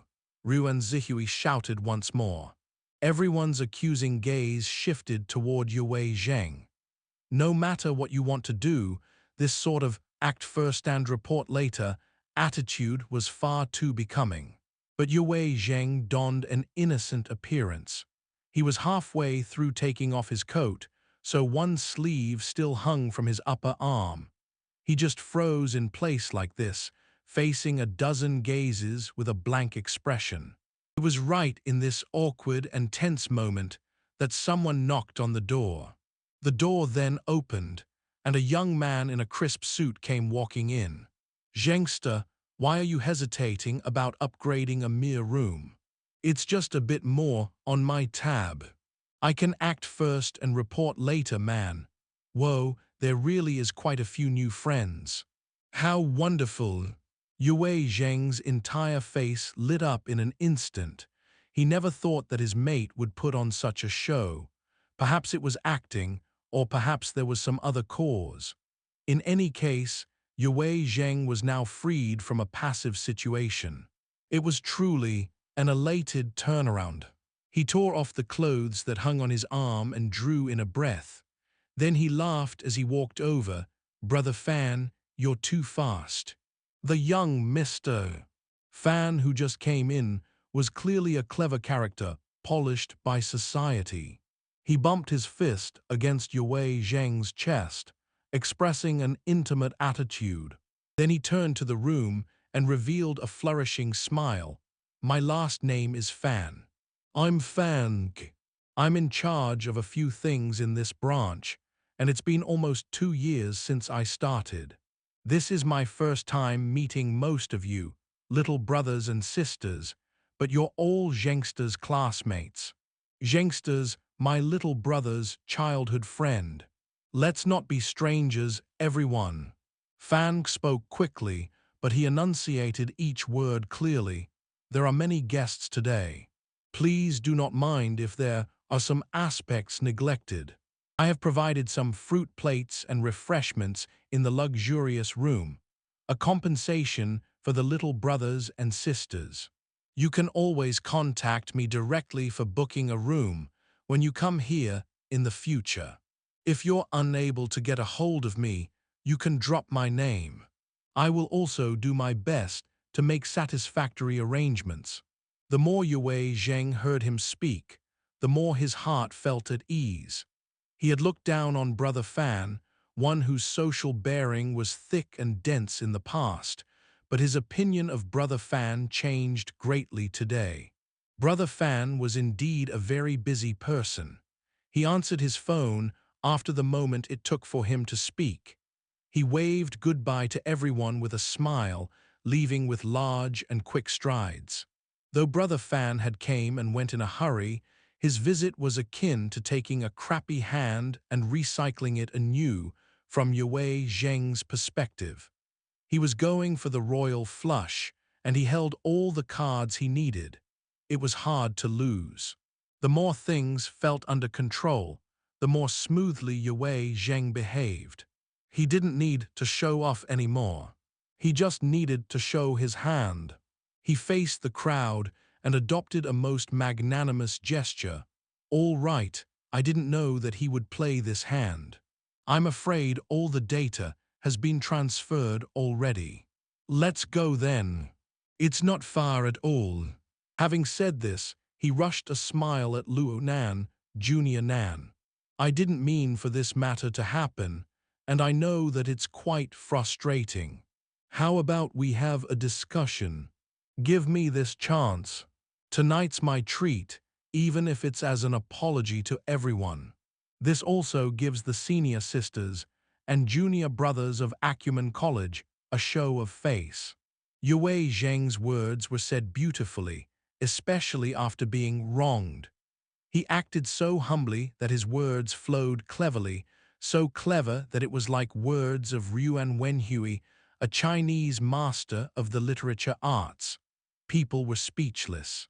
Yue Zheng gazed around the room upon speaking, making a mental estimate. Right now, he should have taken over Luo Nan's role as host. Then he continue with deep plowing and careful cultivation. Just look, wasn't that senior sister Tian looking quite amazed? Tian Si was truly quite amazed. She was able to guess Yue Zheng's intentions, but her amazement lay in the fact that Yue Zheng was toying with his own life.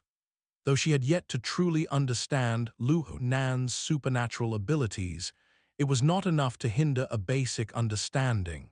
For people like Yue Zheng, Luo Nan would probably be able to kill them without a sound, with just a stir of a thought. With such thoughts formed, it was hard for Tian Si to not feel terror deep within. This fear was formed from the reverence she had toward Luo Nan, for breaking away from the laws of society. And right now Luo Nan's wooden expression was a sort of mask or disguise from her perspective. Perhaps that mask would be torn in the next moment, revealing the face of the Grim Reaper. She glanced at Yue Zheng in the blink of an eye. Yue Zheng just so happened to lock gazes with her. He gave a slight bow and a smile from a distance. He was feeling confident and outstanding, but from Tian Si's perspective, his appearance was akin to nothing other than rotting flesh and bones. She shivered, subconsciously shifting a bit in Luo Nan's direction. Then, under the eyes of the crowd, she reached her hand out to touch Luo Nan's upper arm. With a slight hesitation, Her hand slipped down to hold Luo Nan gently by the arm. Junior. Just how many bulging eyes were there in the room at this moment? Chaotic thoughts spun and flew. Of course, Yue Zheng's expression instantly darkened. Luo Nan was weird. He turned to look at Tian Si. He was a bit uncomfortable with how Tian Si had suddenly closed the distance. He opened his mouth to ask why. But at this time, Papercut suddenly popped out. He chuckled, "Let's not be in a bind, let's not be unreasonable. The data has already been transferred and it's impossible to get it back. We can just go experience the luxury room for a moment. I have yet to be in one in my life." He waved his hand to shoo everyone out. "Go, go, go, everyone go. Don't forget your clothes and personal items. Hey, Nanster, when you and Tian Si finish talking, hurry up and come over." Though most of the people in the room wanted to see what would happen, Papercut's little method was able to make these boys and girls, who lacked the strength to even truss a chicken, leave. Even Yue Zheng, whose mind was quite frozen, involuntarily left. In a few breaths' time, the room became completely empty. "Senior sister, is something the matter?" Luo Nan's reactions were just a bit lacking, that's all. He wasn't truly retarded. Though he didn't completely understand the ways of the world, he could see that Tian Si's heartbeat was erratic, and fear was breeding in her heart. The hand that pulled his arm was quite stiff, like she had encountered a scare. Her mind also seemed to be in quite the bind, and it seemed that he was the reason why for all of this. Luo Nan had to be a lot more open with someone like Tian Si, a character who knew half the facts. He had gradually gotten used to the new distance he had with Tian Si, so he laughed and said, "What are you afraid of?" "I am worried about you getting angry." Tian Si's voice was a bit hoarse. She had trouble controlling her breathing. She was nervous when all was said and done. Me, Luo Nan was baffled. "I'm a bit surprised as well." Papercut spoke out of nowhere as he stood by the door, startling Tian Si once more. But she saw this plump young man chuckle simple-mindedly, creasing the skin of his face, and felt that it was rather pleasing. She calmed down quite a bit. Xue Lei stuck his head in from outside the door and grinned that Mr. Yue needs a spanking. He's sick for wanting to trample on people. Papercut chuckled again. "Nanster is normally well-tempered. I know this, but I didn't think that he would be able to be so calm when that happened. How remarkable." "Who?" Luo Nan was a bit uncertain. "Are you talking about me?" "Who else is there? That bro trampled on your face today. He wasn't even willing to overlook or spare you.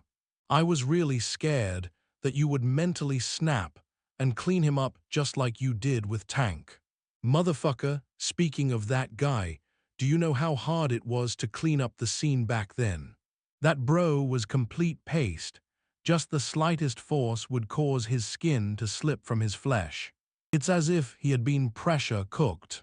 Luo Nan's expression was that of complete innocence. He had been so busy recently that he didn't have the time to consider dead people. Tian Si finally came back to reality. It seemed that Luo Nan had no intent to kill, but she asked carefully in confirmation, "You're really not mad?" Luo Nan became depressed, feeling like he had been wronged. "You thought that just because he blathered away and talked big that I would want to kill him. Wasn't everything he did absolutely meaningless? He was never able to persuade anyone from beginning to end, and that included his sister, and you expected me to be angry. Brother Papercut, the few lives I have taken with my own hands all began with them seeking to kill me first. They also destroyed my mother's work. I'm not the type to go killing indiscriminately, okay?" Of course you're not. Nanster, you're so impressive." Papercut gave a big thumbs up. Tian Si couldn't help feeling that their conversation was strange. The talk of taking a few lives was seriously contrary to the logic of normal society, but such talk was so casual and natural when it came out of Luo Nan's and Papercut's mouths. And on the side, Xue Lei's expression didn't really change as well. In the end, they were different from normal people. It was hard for Tian Si to calm her heart rate. She had no choice but to breathe deep and slow and try to calm down. Luo Nan felt her actions clearly and was uncertain of himself when seeing them. He turned to ask, "Was there a problem with how I handled things?" How was Tian Si to answer? Though she was a cunning and eloquent person who could fit into many situations, she was completely unable to display her skills during this time. She really admired herself for thinking of creating a situation to converse with Luo Nan in private. In the end, it was Papercut who helped her out of trouble once more. "That's not what we all meant. We weren't praising you. I just want to know, how were you so sure that this Yue kid didn't win anyone to his side? He played his moves out quite well, especially when that fan kid came over. I really didn't know that boys and girls these days had these sort of ideas. Tian Si has experienced them before, but the others might not have." Luo Nan especially liked this topic. He immediately laughed and pointed at his own head, sensed it. Papercut had been teasing him. He never expected there to be truly an answer. He was stupefied for a time. "You can sense this too." Of course, it's very clear. It must be stated that Luo Nan truly didn't understand some of the ways of the world, but when it came to sensing the hearts, minds, and energies of people, there were few people who could beat him in the entirety of Xia City, let alone this room. It was just as he said. Yue Zheng was just like a large ant endlessly ramming into a tree when it came to this matter. The living starry sky illustrated him as a bleak star. This bro's gravitational force didn't form any effective fluctuations at all. There was little effect on the people present during the time. Yue Zheng's influence, no matter how high its wave crest or low its wave trough, didn't have a single moment that touched upon a level that required Luo Nan's attention. It just quietly dissolved into the abyss of the vast sea of stars. So there were really no fluctuations within Luo Nan's heart. He was prepared to explain it to Papercut, but Papercut had already given up. "All right. I still need to help you out in a little bit with cat eyes. Spare me the brain power. Let us go to the luxury room to experience it thoroughly." "Oh, you went to a luxury room last time at the other, destroyed Frost River reality at Fudong, right?" Luo Nan gave a grunt. His mood was a bit bad since Papercut wouldn't let him explain himself. His stomach was stuffed with words. They hurried to the luxury room in Area A and saw Mo Peng's spittle fly through the air. He was describing the heroic feat of a certain someone back at the Fudong Frost River reality. "I've never been to this place before, but Nanster should have." "Oh, he doesn't like this sort of place." Luo Biao acted as Mo Peng's support in a very familiar way. The two matched perfectly. Mo Peng chuckled. "He doesn't like it, but he's no match for bad luck. Last time, the Fudong Main Street's Frost River reality was attacked by terrorists. The luxury room was smashed to bits and pieces. I looked at the police report after the matter. Nanster and the others' evacuation route included the rooms of area a ... It seemed that one of the rooms was the starting point. Whoa, Nanster was a victim? Tong Hui had heard Mo Han mention this before, but he didn't have much of understanding back then. He was really curious. "Of course. Not to mention, a third of our current party were victims. There was Sister Pomegranate and I, and senior sister third brother, Brother Kai. We were all victims, but none of us fooled around as big as Nanster. He was of the last group to come out. Oh right, there was also Xue Lei. He was one of the last ones too. His father was the captain of the special police, who was in charge of the protect and defend mission. Mo Peng's arms were waving and feet were stomping as he spoke. Luo Nan and Xue Lei glanced at each other. Both of them had their mouths shut, wishing to maintain low profiles. Luo Nan wanted to be done with this group, so that he could converse with Papercut, Cat Eyes, and the others. He didn't care about Mo Peng's show at all. However, Yue Zheng, who stood within the center of the large room with its bright flowing lights and first-class sound effects, had an ugly expression when he heard the words, attack, destroyed to bits and pieces, and so on. At this time, a call came through to his wristband. Chapter 392, Taking Sides. Translator, Strivon. Fank was the one calling. Yue Zheng just accepted a favor from him, upgrading their venue. In any case, he had to demonstrate an attitude that was out of the norm. Hello, Brother Fan, looking for me. Do you have time to talk? Having heard him, Yue Zheng walked deeper into the suite. In any case, right now there wasn't anyone paying attention to him. He closed the door upon entering the suite and found a sofa to sit. Only then did he discover how tense his muscles had been. Motherfucker, how did such a small scene become like this? Yue Zheng couldn't hold back a sigh before saying, Brother Fan, you can talk. Fan said, I suddenly recalled something when I left. Is there anybody of your group from Acumen College? Yeah, what's the matter? Yue Zheng turned his head as he spoke. It was quite a coincidence. Through the crack of the suite's door, he just so happened to see Tian Si, the peaceful beauty, standing next to Luo Nan.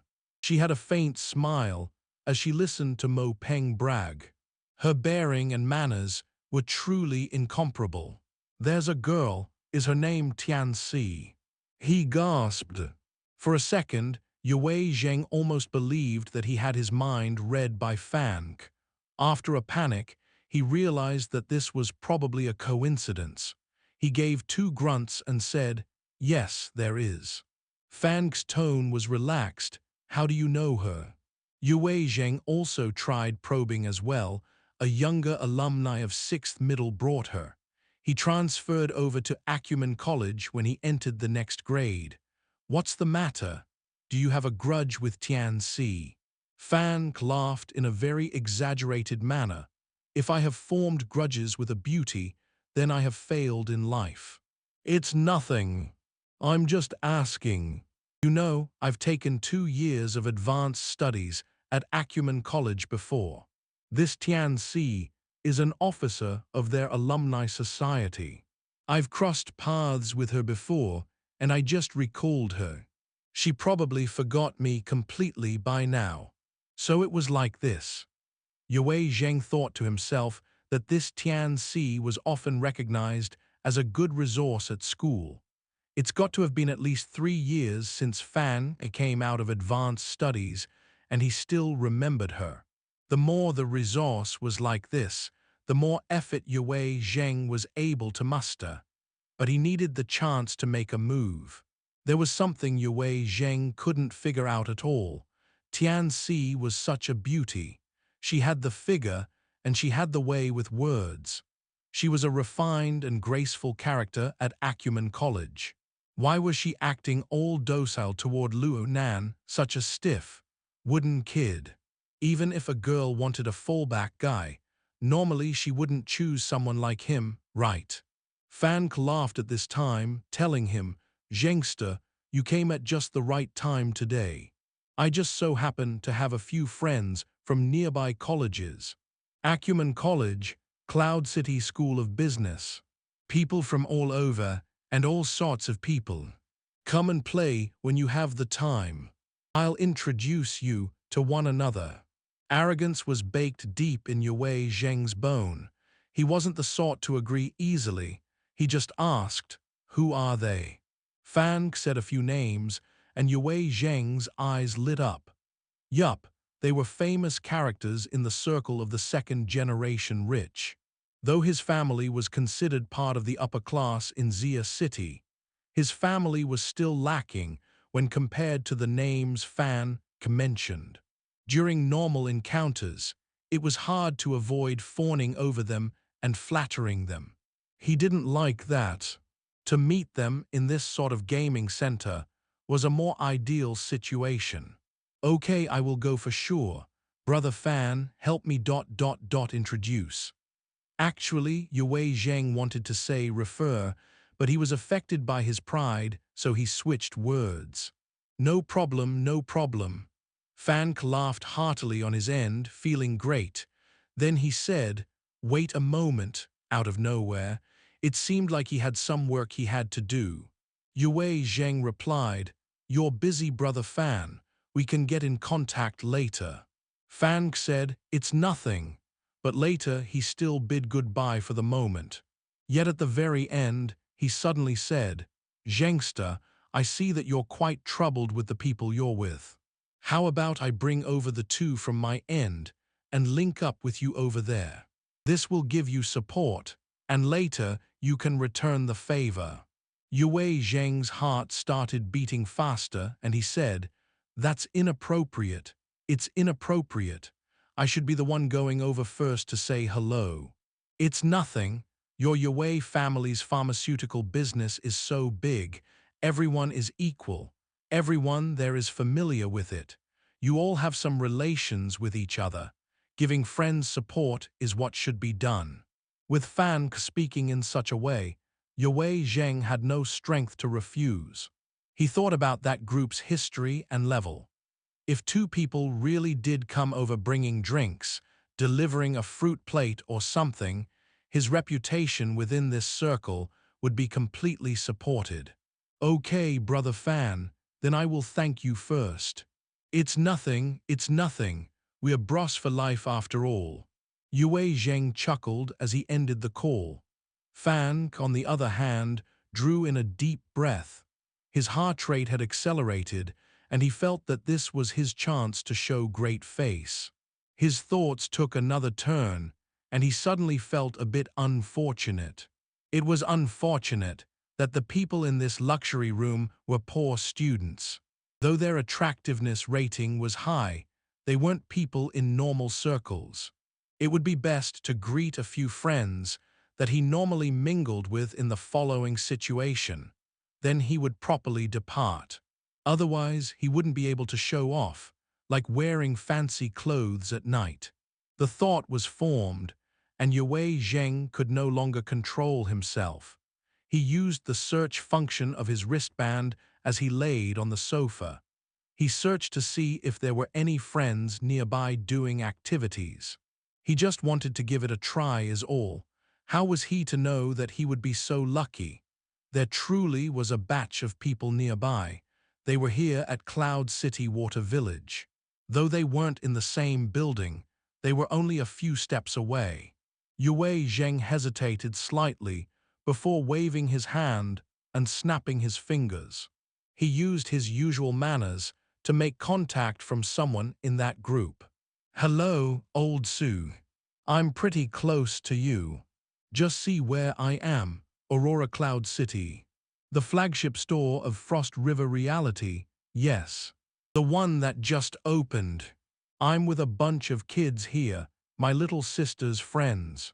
It's quite annoying babysitting them."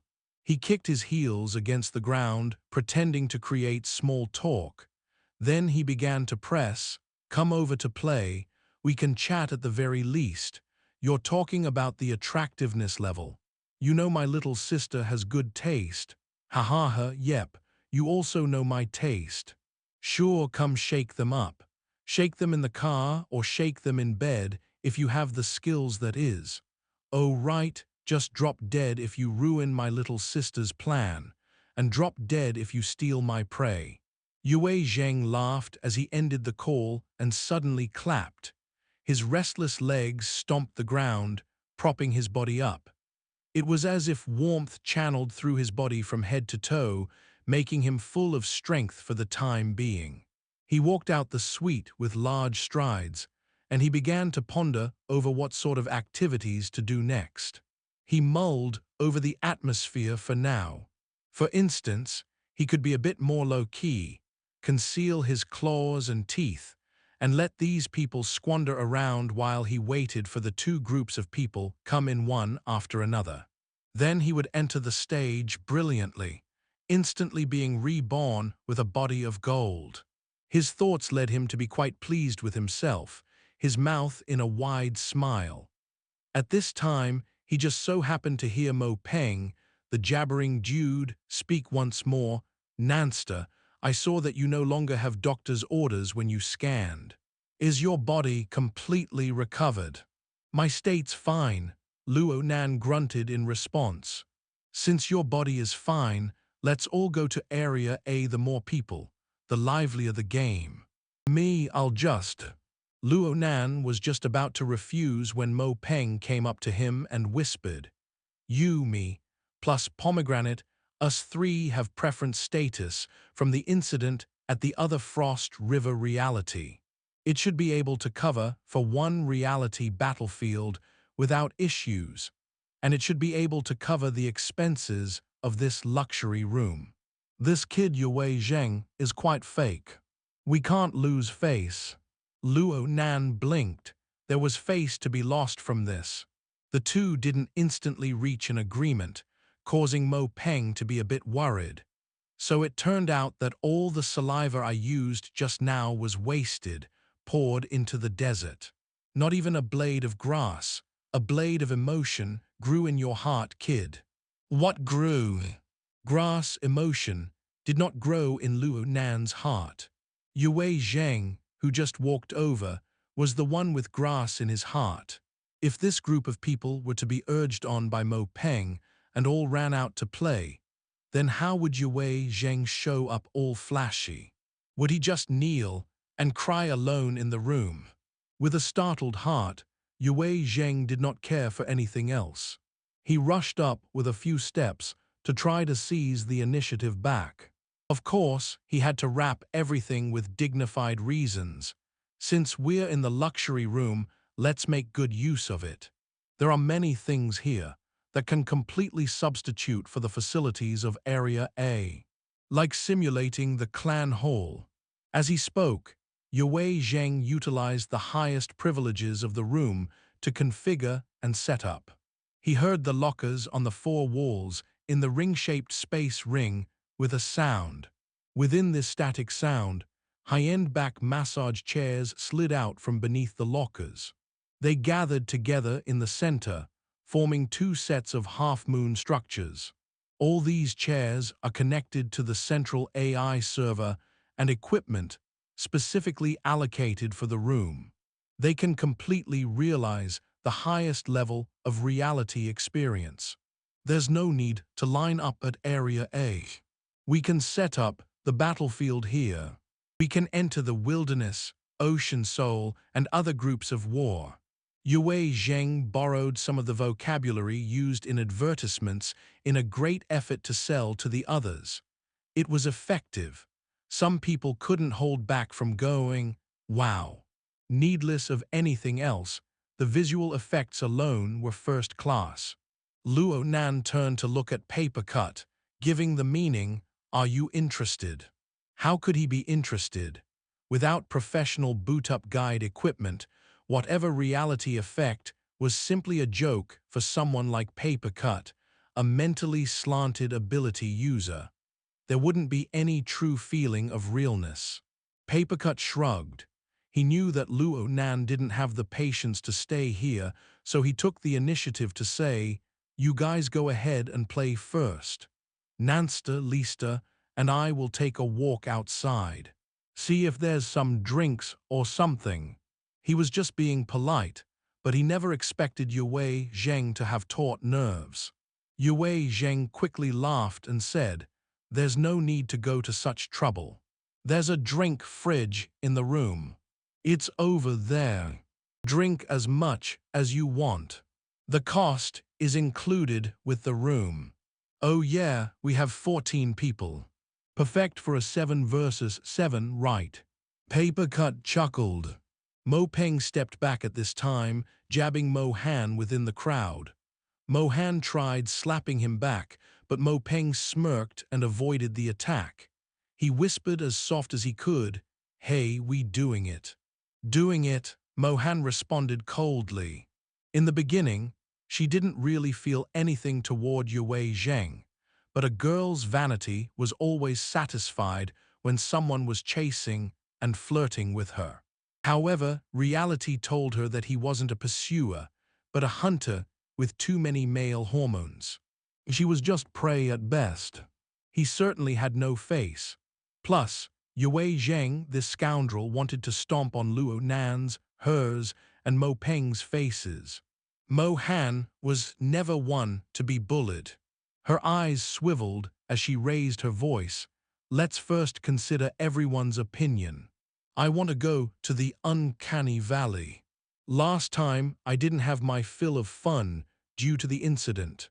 Today, I want to grab it back no matter what. Then there's Frost River reality especially.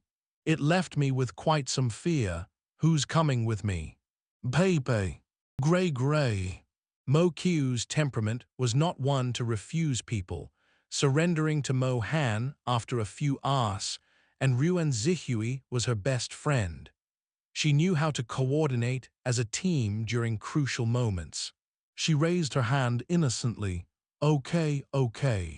She instantly turned to Tong Hui and spoke in a spoiled manner. "You're coming with me." Tong Hui wasn't stupid. He knew that this was the start of big drama. Of course, he had to follow his girlfriend's steps.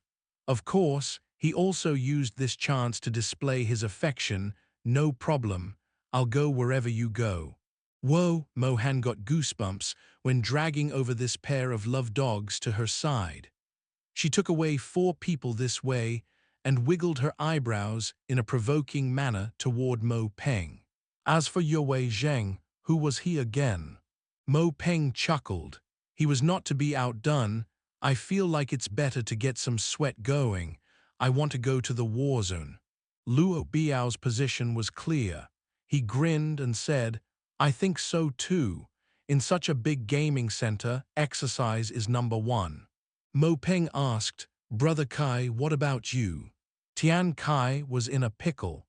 He wasn't really looking forward to the luxury room's equipment.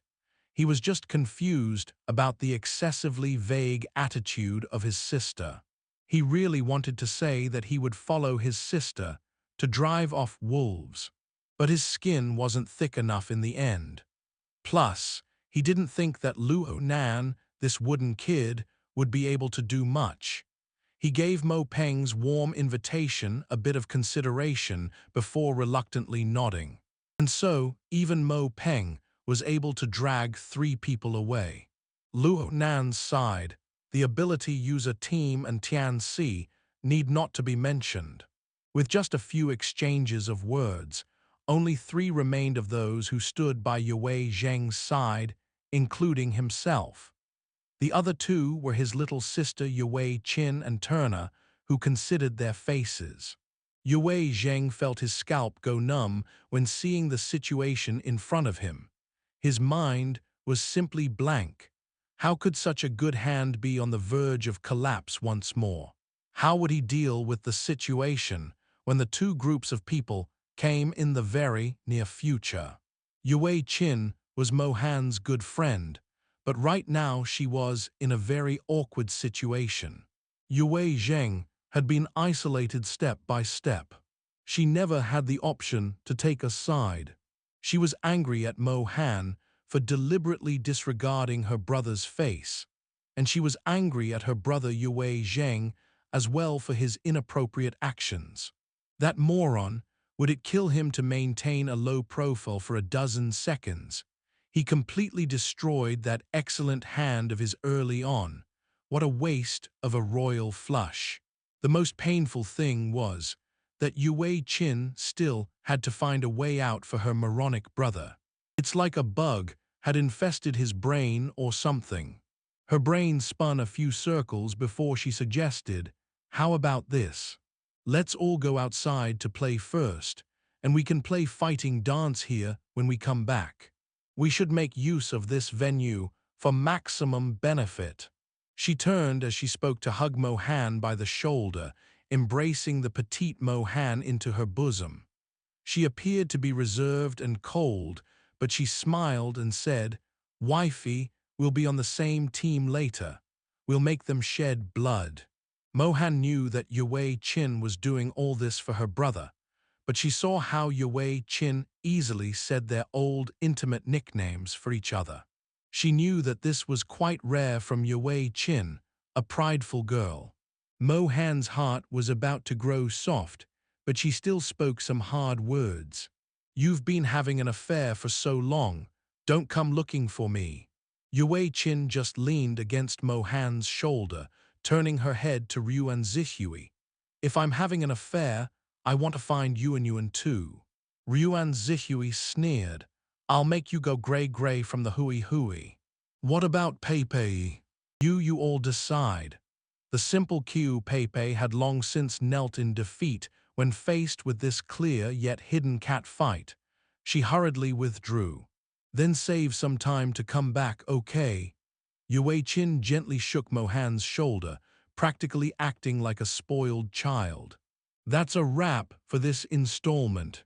Thank you all for watching and supporting Lord of the Stories. If you enjoyed this tale, please hit the like button, share it, and subscribe for more amazing stories. You can also explore other series updated daily in our playlists. Have a fantastic day and see you in the next episode.